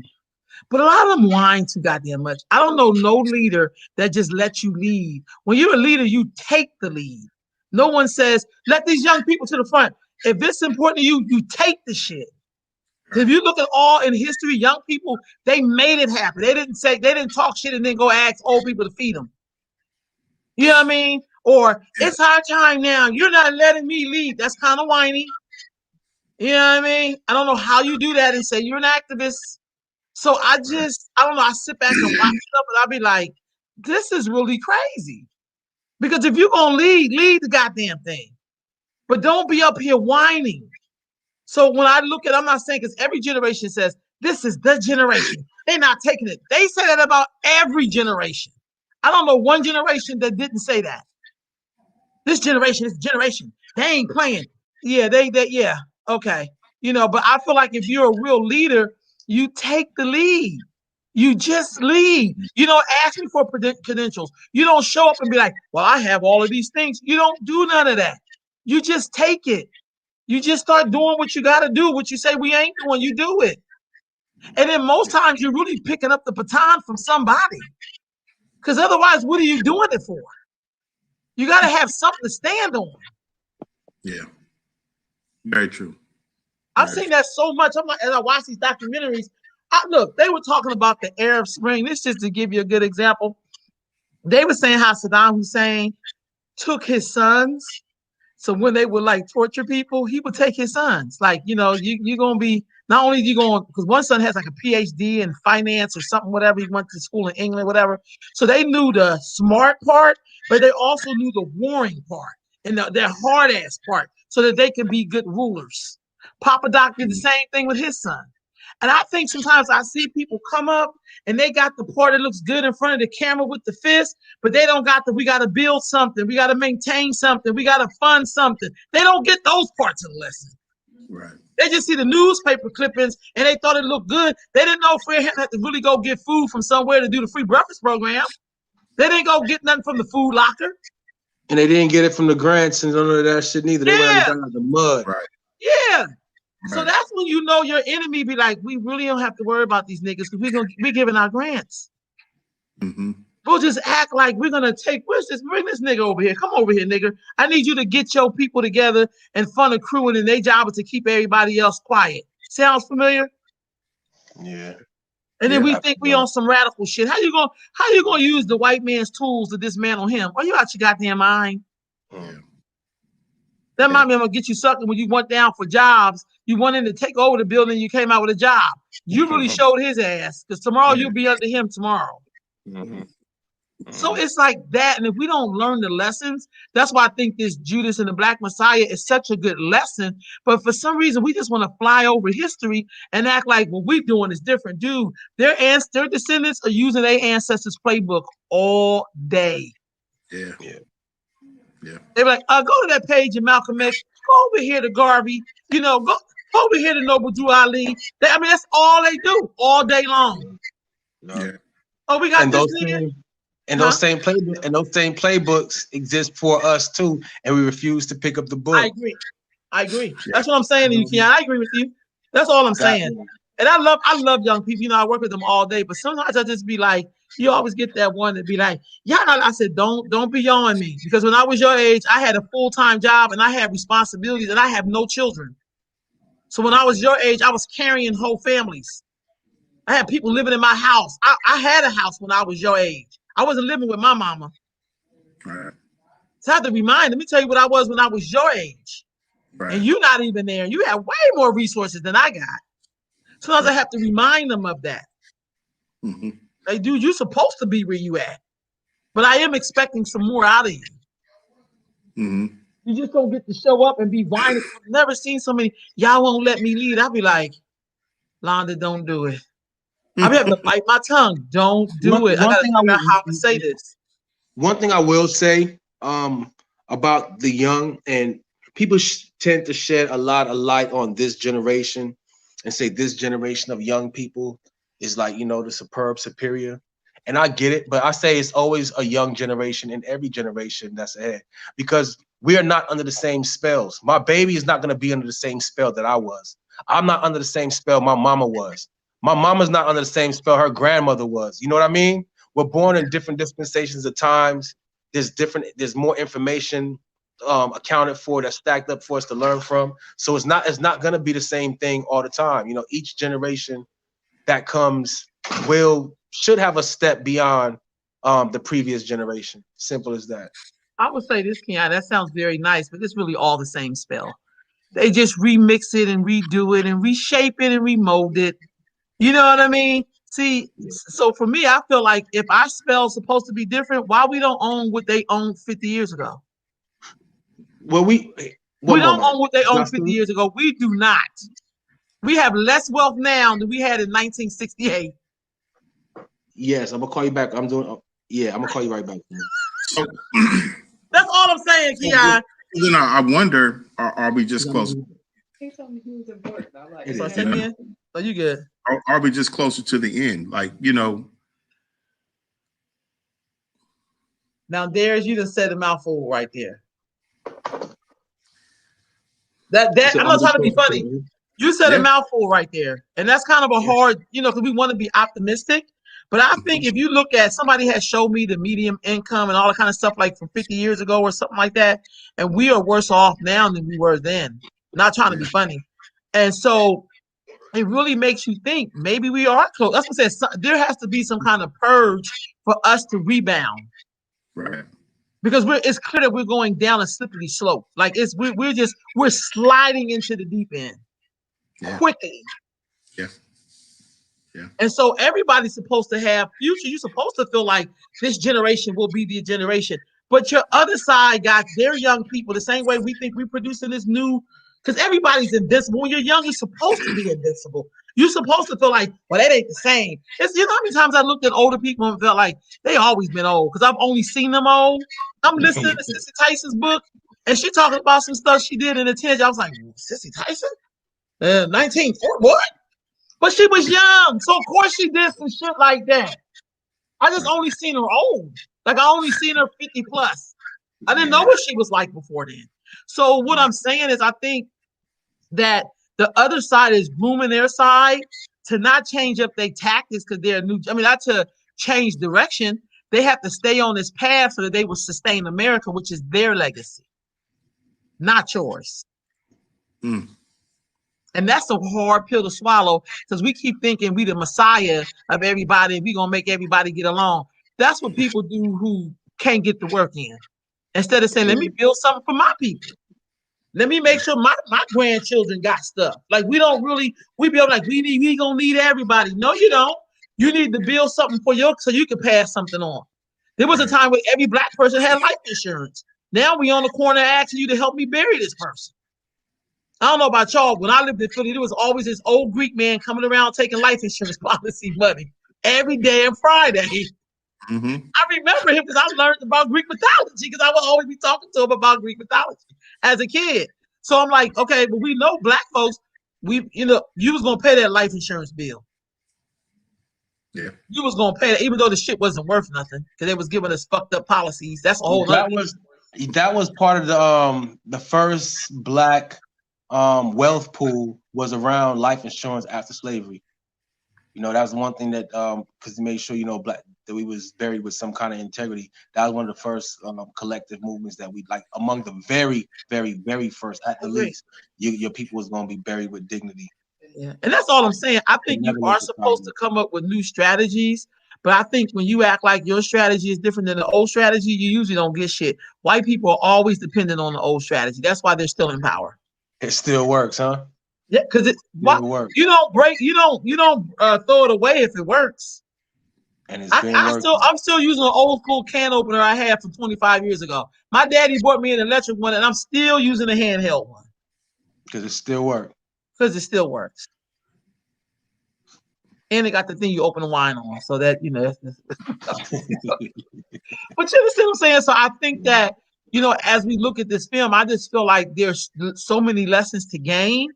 But I feel like this is not off topic. I don't know how y'all feel about this.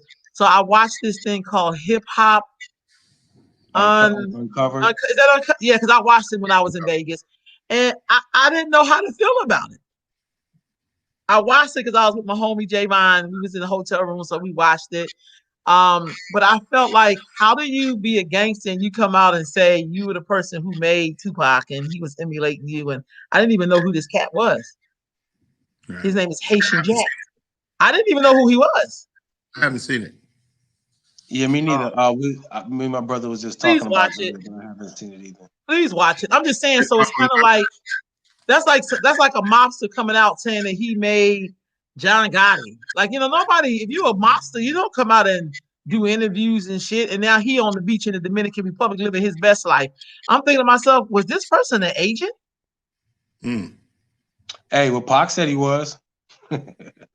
He said Pac Pac? wasn't a real gangster. He said Pac was emulating him. That's what he said in the thing. I didn't say it.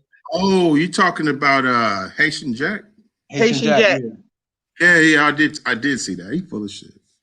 See, I mean, I don't know. See, I mean, because that's not really my genre. Y'all the hip hop heads. That's why I'm asking y'all. Yeah. I did see that. He knew he was working for the feds. Yeah. I seen Trump. You can picture what he said. 20-something years after this man is dead, he could have said that while Pac was alive. Well, he's on a beach in Dominica.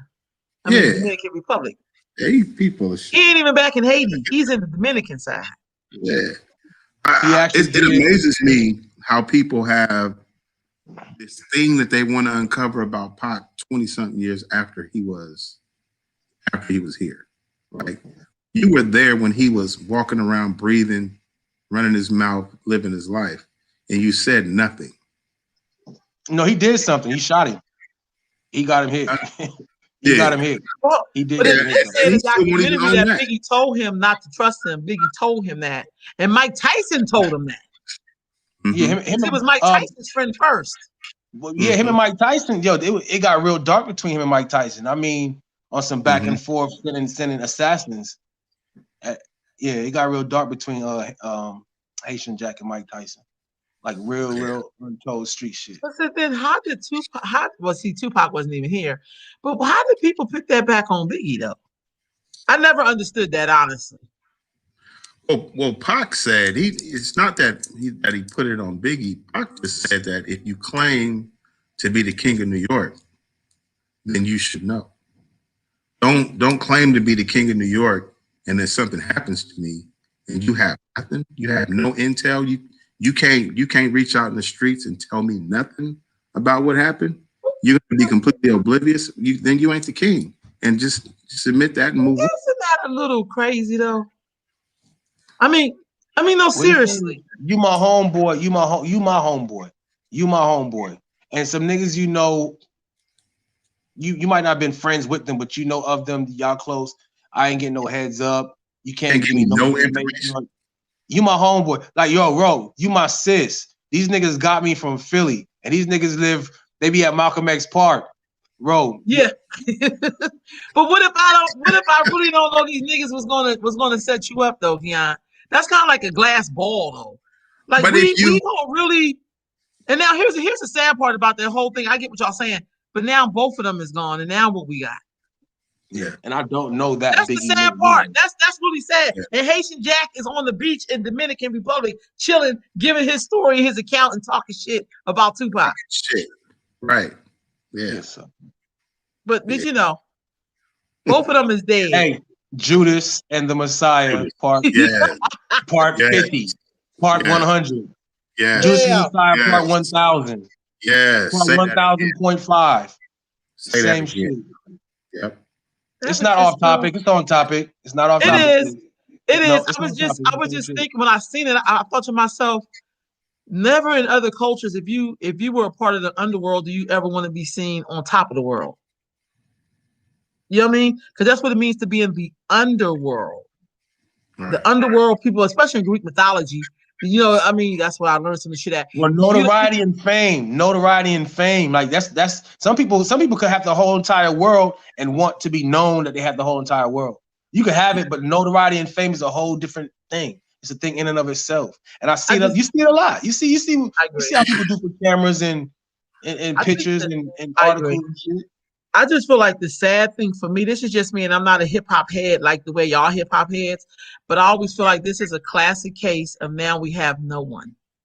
Like, we lost two great people who could have been because they were in potential stage. They didn't give us anything, to be honest with you. Giving somebody something on wax is one thing, but when you leave, like I'm gonna give an example, Charles Gady. Do y'all know who Charles Gady is? Charles Messiah Gady. I went Yeah, to I went to Gady. I went to Yeah. Gady too. So he was a geneticist, and he really believed black people and other people of color were inferior. So And when I this went to man, his school. yeah, hold on, and when this man left, you know what he left his people to carry on his legacy? A bunch of goddamn money. When you see all, that's why there's Gady's Park, there's Gady buildings for Sac State. He's all over the place.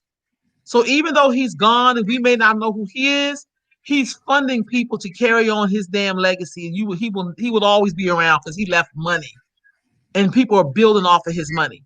I think Tupac, Biggie, great people, whatever they did, what they did. But what else are we leaving besides beefs and more bloodshed? They die young, just like Fred. You know, you left I him. know, You but left what I'm us with. saying, what I agree with you, but what I'm saying is how sad that is that we still right there and we never get to see the potential. Yeah. We just get to keep talking about the potential was so threatening. But god damn it, can somebody live past the goddamn potential stage? Not us. Not us. Not us, right, bro? It's a commitment to see that. I mean, the other part of it is there's a commitment to make sure that never happens. That we never realize our potential, as individuals or as a people. That is a commitment of this country, and they're all in it. They're all in it. All the institutions are connected. They will reach out now. So, like, you know, people will say that the police are their own entity, right? That they're not controlled by the president. They're not controlled by the military. They are their own entity. But one thing that I found interesting in that movie was the FBI, when they saw fit, they used the police in a manner that they came in, they used their credentials, and they did exactly what they wanted to do through the police department. Because there are times when these institutions, all against us, coordinate and collaborate and make sure and make it happen. And you know, that's the part that we forgive. We forgive that. We act like we don't know. We act like we don't know that these institutions have been robbing us of our potential for centuries now. So when we talk about losing a Pac, when we talk about losing a Biggie, or we talk about losing a Fred Hampton, these institutions coordinated for these things to happen. They don't just happen vicariously. And it's so easy to just blame the niggas that pulled up on the side of him and shot him without looking behind it for what it was. With Fred Hampton, this is a dude who was with him every day. Yep. Dude that when the police burned down the building, he led the charge to rebuild it. He probably used some Fed money to just paint. You know what I mean? These institutions, they constantly puppet master behind, and we never hold them accountable. We never say, no, you did this to me. You did this to us. You need to be held accountable for this. You're going to atone for that. We don't demand anything. We move on. We're expected to forget. No one else. Yeah, and we do. No one is expected to forget, but we're expected to forget. I think we win when we stop doing what the fuck is expected of us. You know, I think that's how you jam the system. The system is designed one way. Our function within that system is designed one way. And I think when we become a collective live organism and say we're not going, you know, it's like the nuclear molecular is built in a circle. And we say, okay, well, we're going to form a square and jam that motherfucker. You know what I mean? Because the system is designed one way for us to work. And I think, again, when we collectively decide to not play that part that's strategically and specifically designed and designated for us to play, when we stop doing what's expected of us, then we on to something. Well, I know that when I went to Minneapolis this summer and we went to ground zero of George Floyd, it was evident that they did exactly what you're talking about. They were so used to us going into our communities, tearing up our communities, when all of a sudden they said, nah, let's go burn down the police station. They only let us know about one, but they burned down 3 police stations in Minneapolis during that period of time. So, and the world responded, not just in the States. It was a global response because they were doing something different. So you're absolutely right. That is where it's at. We can't use the same. We can use the same philosophy and the same theories, but we can't use the same response. And so that's why, you know, when we talk about young people, that is a different kind of power that we never exhibited. Yeah. And that did come from them, and they can own that, you know, and you could see it. Like Minneapolis was shook up. They had never seen anything like that before. That's one of the few times I got off the airplane in a place and people was like, "Yes, can I help you?" Like it was act right all up in the whole time that I was there, because they didn't. And that's the thing about us, when we respond in a way that is outside of the box that they can't predict, they get in line real quick. They don't want to see us off the chain. They don't want to see us off the chain because the world will get behind us. And we saw 1000%. I always say that. Get behind us to do what exactly? Because that's where I get lost at, for real. To do really what? What are we trying to do? Are we just trying to burn all America all the way down and then we all start from scratch? No, seriously. As it relates like, to what America, are we trying to do? I think as it relates to America, I think the rest of the world wants to see America atone for all the shit that it's done. Yeah. I really think that when they get behind us, they want to continue to fuel the fire so that America is finally held accountable for all the shit that it's done. Not just to us, but to the entire planet. This country is an environmental terrorist. They just go around the planet just fucking shit up. And people are tired of that on a global scale. So when you see, especially us in this country, rise up and do things differently and show things differently, yeah, they get behind us because they're like, shit, they must be onto something. Let's help them. Let's help them. Let's see this through. Let's see what it yields. Our problem is that we don't have the stamina to keep on going. Even when we have the support, we don't have the stamina to continue to apply that level of pressure. We will move on to something else. We're easily distracted.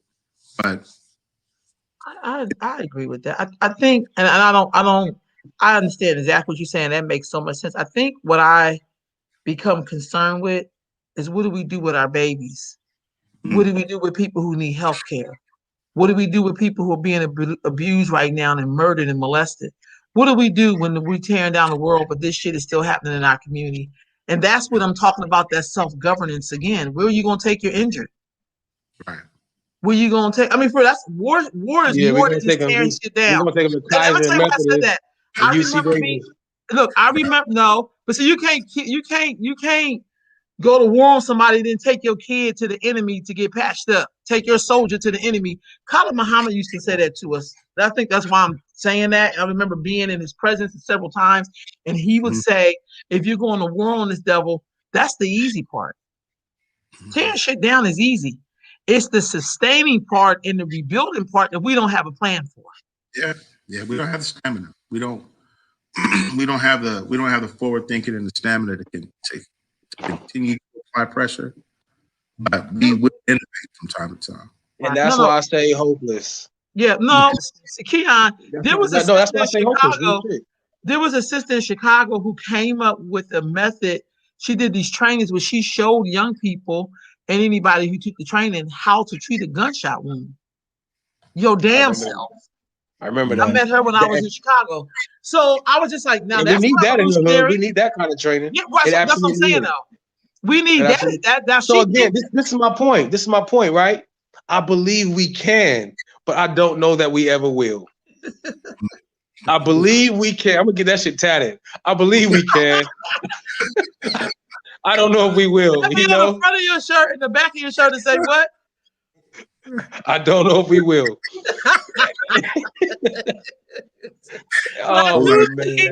I do There's a think whole those are the conversations we're supposed to be having, though. I'm not trying to be funny. I think those are the conversations that Black folks need to be having on some real stuff, though, for real. Hey, you know, on some real stuff. Now is the time that we could be having these conversations because our kids are in our homes. Yeah. We have our kids full attention, whether we want it, whether we want them to or not. We have the ability right now to impart a level of knowledge to our kids and within our ecosystem, within our families, that we have never had. Education has never been shaken up like this before. No. Education has never been forced to change or do anything other than what it was set up to do until now. And in this moment, the first thing some of us did was got pissed off that we couldn't send them back into the hands. we couldn't send our creations out the door. Yeah, you know what I We didn't mean? want to Like, be there with our Frankenstein. yeah, but this was a perfect opportunity for us to learn how to engage our skill set, young people, on just on another level. To sit down and watch Judas and the Black Messiah with our kids, have a conversation about it, have them ask questions. Like we just haven't had this level of time to do that kind of stuff. So I hope people are. I know that there are, but I hope more. I was talking to one of my mentees in South Africa today. She's a teacher. And she was saying how hard they distance learning is, man, because they don't have, ain't no school district giving them all iPads and boxes to get on the internet. Not in South Africa. Right. They struggling down there. So sometimes I'm telling you, I feel like I hear people saying the school district. I was like, I'm from Philly. The school district ain't doing none of this shit. First of all, to be sold where I'm from, laptops. But you know what I'm saying? Like, you know, and I delivered some of those laptops for the county this when the quarantine started. And so I just kind of feel like I think sometimes when you live in an environment of almost kind of like God, what's the word I'm looking for? When you just expect that we're supposed to do something, and then you wonder why immigrants are running circles around you. Because they know they come from a country where the school, you know, you have to pay to go to school. First of all, if you get any decent kind of education, you have to pay for it. So I feel like these are real discussions we really need to be having. But again, it's about the governance. I think Black folks, it's beautiful to study. I love studying. But if you don't have no works, I don't know what to tell you. Because I can't take another Negro who studied everything. When I say what you're doing, they like, well, the man won't let me. Dude, look, my ancestors came up out of the cotton fields of South Carolina. I don't want to hear that shit. I just don't want to hear that. I'm just gonna be honest. And they found their way all the way to Pennsylvania, and we have a house in our family. It's been our family since 1901 in our family. So I just, player, please don't talk no revolutionary shit to me. I can't take it right now. This is not the time to be talking revolutionary to me. I'm not gonna lie. Long live the spirit of Chairman Fred Hampton. Right on. Now, I wonder if he was to show up here today, how would he feel if we could take him, Malcolm X, Harriet Tubman, you know, Sojourner Truth, or whoever, and if they showed up here right now, what do you think their thoughts would be? They would go back to where they came from. We know what their thoughts would be. No, seriously, Keon, what do you think if Chairman Fred was like, you know, he come 50 years into the future and be in Chicago of all places, where a little girl was just shot in the face at a gas station? What the fuck y'all doing out here? What the fuck really going on? Man, Fred, yeah, Chairman, man, it wouldn't be good. It wouldn't be good. You know, just to use it, just know that it wouldn't be good, and use your imagination, because we know how they would feel. We know how they would feel. Because we know what they were fighting for. They'll be disillusioned. They'll be heartbroken. You know what they would do? They'll die twice. They would die twice. They would die again. So y'all, really quick. So I'm looking at this 10-point program, right? This is from the Black Panther Party. And they have, we want the power to determine our destiny of our Black community. We want full employment for our people. We want to end robbery by the capitalists in our Black communities. We want decent housing fit for the shelter of human beings. We want education for our people that exposes the true nature of the descendants of American society. We want education that teaches us our true history and our role in present day society. We want all Black men to be expelled from military service. We want the immediate end of police brutality and the murder of Black people. We want the freedom for all Black men held in federal, state, county, and city prisons and jails. We want all Black people who were brought to trial to be trial in the court by a jury of their peers from the Black community as defined by the Constitution of the United States. And lastly, we want land, bread, housing, education, clothing, justice, and peace. Do we still need these things? And why do we still need these things? And we're talking 50 years later. We still need them because we ain't got them. Because we ain't got it. Because we ain't got it. And they put into that place. Some of us got let's look at this, family. I mean, I'm not trying to be funny, but some of us really do think we got well, some of us don't live in Black communities. I would say this. Both of us don't live in Black. I would say this. Well, of course, we have some, and we have some that who don't. Okay. But if we have the majority who acquires those, who have, it's progress is being made.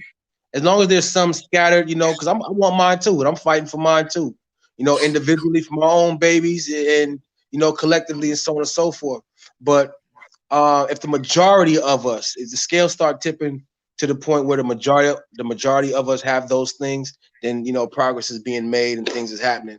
As long as the majority of us don't have those things, ain't nothing happening, ain't nothing shaking. Is there a Black community? Depends on where you are. In chocolate cities, yeah, there are thriving Black communities in chocolate cities. We're doing amazing things, but again, because we don't control our narrative, we don't get a chance to see that stuff. We have those here in California. I think, and there are pockets of them. Yeah, definitely. I think there are some communities in Oakland that are very powerful. There used to be definitely there used to be. So we still want jobs. I don't know. Do we? Because so we want full employment. Keon was like, motherfucker ain't gonna tell me what the fuck to do. Like, I don't know. You know what I mean? But you want the job that you want, that you designed for yourself. You want the employment that you designed for yourself. And yeah, we still need those things because we're in a capitalistic society. But it's how we build those things. It's how we use our creativity and our vision to build those things for ourselves, to sustain ourselves. We still want them. We don't want the hand. Like I said, we don't want the handout. We want the hand over. There you go. I like that. They showed a sister in Texas who got that those loans from the government. She got $3.7 million. And she bought 2 houses, a Land Rover. She bought some, y'all. She spent. I think she's in jail right now. But I said she bought her mama a house, and then she bought a house, and then she bought a Land Rover, couple of cars. She spent over $200,000 in Saks Fifth Avenue. I'm saying that's when you go wrong. Like, why are you buying shit? That's a whole other damn story. But anyway. She's why I be she hopeless. She got the hand over, but she went overboard. She's why you hopeless. She's the reason why I be hopeless. Okay, this number 3 says we want to enter the robbery by the capitalists in our Black community. One more time. Okay, let me say it again. I did that kind of quick. Let me get my. This number 3 says we want the end to the robbery by the capitalists of our Black community. By the capitalists of our Black. Mm-hmm. In this one, they talk about the Germans and now abating the Jews of Israel for the genocide of Jews. I'm reading the little paragraph after the end, but I guess that was one of the 10-point programs, what they wanted for Black people. Yeah, they I think it has everything to do with they had I guess would be considered socialism, socialist mantra, and capitalism, man, hasn't done shit for us, honestly. Talk about it. So Yeah. I don't know. I don't see where capitalism has done anything for anyone. I think that having a looking at one political ideology as the end tell all is the biggest mistake that we make. So I think that there should be a healthy dose of capitalism, socialism, shit, even communism, because you take the strongest tenets of what is to serve the people, and then that's how you move. You don't just rely on one thing. And we rely on one thing. We rely on capitalism, and that's not the end all. I agree. We wouldn't be in the condition that we're in. Okay, right on. Have to take care of people. Right on. What about we want decent housing for fit for the shelter of human beings? Yeah. Yeah. And that's something that, you know, we want, but that's something we have to work with them on, because we don't own any of these raw materials, you know, the land and all the other type of stuff. So we have to get in, we have to get it in with them. But absolutely, housing is a human right. Housing is a human right. And then you look at, you know, the land of milk and honey, cup runneth over, you know, pouring over. There should be no reason, you know, when you go to some of these tent cities and these unhoused communities, that human beings is out there like that, regardless of whatever choices they made in their lives. You know what I mean? Right. There should always be somewhere for the people to go, and even to get back right. You know, because even some of our shelterless, you know, people out there, sometimes it is just hardship. Some things is not just a choice you made. You know what I mean? Sometimes things happen in there's circumstances and predicaments that leave you, you know, unhoused and unsheltered. And I just think that for what America is supposed to be, on the lowest level, you know what I mean, we shouldn't have that. And then you have people who are working class, poor and struggling and don't and have shelter, but it's not decent housing. You know what I mean? It's rats running in that big ass hole in the ceiling. You know what I mean? It's really unlivable. Decent housing. And there's more than enough wealth for it not to be like that. That's what I mean. That's what I mean. Yeah. We need some home ownership, though. I get the affordable housing. Some people, but I think we have too many people who are renters and not owners. Yeah. Because when you own things, you get equity, and equity builds generational wealth. Yeah. Yeah. And I think far too many of us pay rent, and we all we get is a rent receipt. But then even with, right, even look at that, the privilege that comes with that, because a lot of people don't know that they can own homes. You know what I mean? You think renting is the way. A lot of people don't know, you know, the process, the full process to home ownership. And it's some things to know. And, you know, it might be a choice to finally make the decision to want to go look into it. But you'll be surprised how many people don't believe that they have what it takes to own a home. Yeah, but also you see the rent being $2,000 a month. Damn it, that's a house note. Right. Well, that's what I'm saying. But I get that. I agree. But I'm just saying you'd be surprised how many people don't know. You'd be surprised how They many also created that credit system so that you couldn't have access. Right on. Where you want to live. Like it's still those things on the back end that they're committed to make sure that we don't get. You know, so we should definitely be asking for it, and we should definitely be demanding it. But we also have to be aware of those things on the back end that prevent it, because they'll sit us at the table and have a conversation with us like, oh no, you have access to all these things, but when you look on the back end of what really is keeping us or preventing us from having these things, no one ever really talks about that, and we don't go hard. I want to add to, I want to veggie back on that and say that though we talk about accountability, and there's so many things that we can and we should by all means take accountability for, there's a hell of a lot of systemic shit too. Yeah. You know what I mean? It's just real. It's just real. And when we bring it up, they say we try to make an excuse, right? Yeah. No, we are prisoners of war. We are prisoners of war, and we are behind enemy lines. That's just a fact. That's just a fact. Whether we learn to cope, we learn to live in it, we learn to, some of us rebel, some rebel harder, You know what I mean? I was even thinking about, you know, this might be a little bit off, but, you know, right now you be hearing, you know, little brothers and people who's active out there to my free the Brody, free my bro, free the homie, free the homie. And I was thinking about Jonathan Jackson, who was not talking about free my homie. He went in there to go get his brother.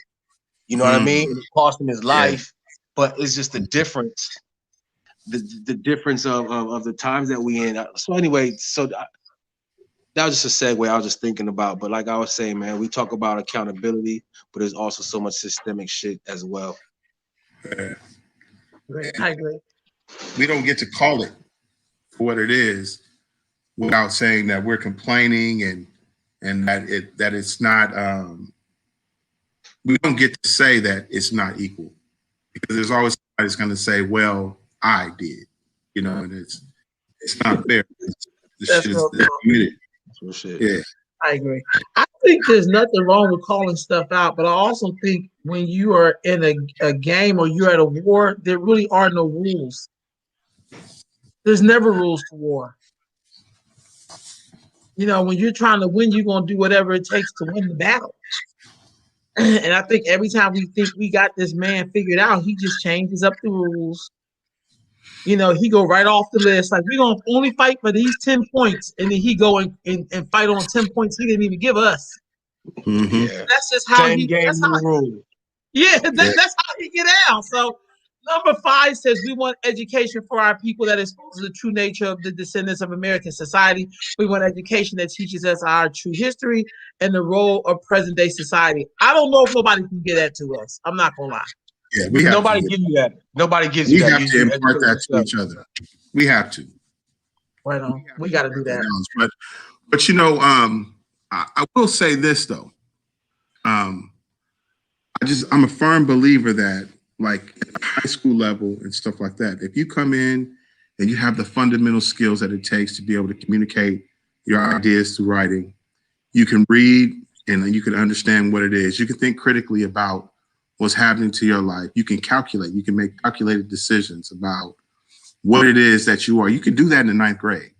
What you do is you further develop those fundamental skills by reps. You just get more reps. When you get to college, especially if you go to a Black college, that's when you get the content. That's when you get the exposure to who you are. That part for us, we shouldn't have to pay for that. Like that is something that, because I can think of my freshman year in college, the amount of knowledge that I gained in that year, just because of where I was and who was giving it to me, it completely changed my life. And that should be tradition we pass on amongst ourselves. Like you said, that should not be, you shouldn't have to get that from no institution. That should not come from no And if you do, it should be a Black institution. And that's what I'm saying. I went to a Black college and I got it because I was at a Black college. I wouldn't have gotten it anywhere else. And so if we're talking about the right to education, it should be an education that's from us, for us, by us, you know. So that's a good one. I'll take that. Number 6, and this is a big one, y'all, because half of us wouldn't be here with this one. We want Black men to be exempt from military service. Listen, man. Darius, your face. You said. Hey, I know enough of us have already given. We fought and died in every war America's ever had. Yeah, enough is enough, shit. And with technology, they don't really need us like that no more. No, they don't. Press the button, God damn it. Right. But you know what? There is something about sending Black people in first that's been a trend for them. Mm-hmm.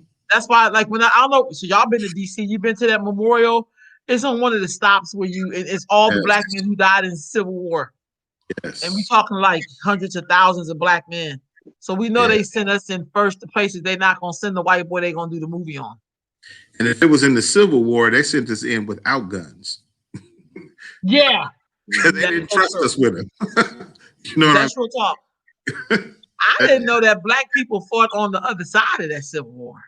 Oh yeah, that's where the I learned about that. what is I that? was The devastated. national anthem. That's why the national anthem was written, because they was That about devastated me. yeah. Do you know how many black people died in the Vietnam War and why? When they yell, "Get down," niggas start dancing. Andrew Keon.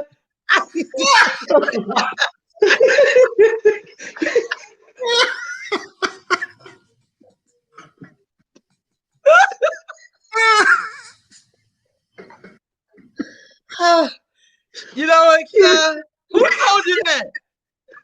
Oh my god! Let me tell Keon, you, I'm sorry. when I That first was heard funny. that shit,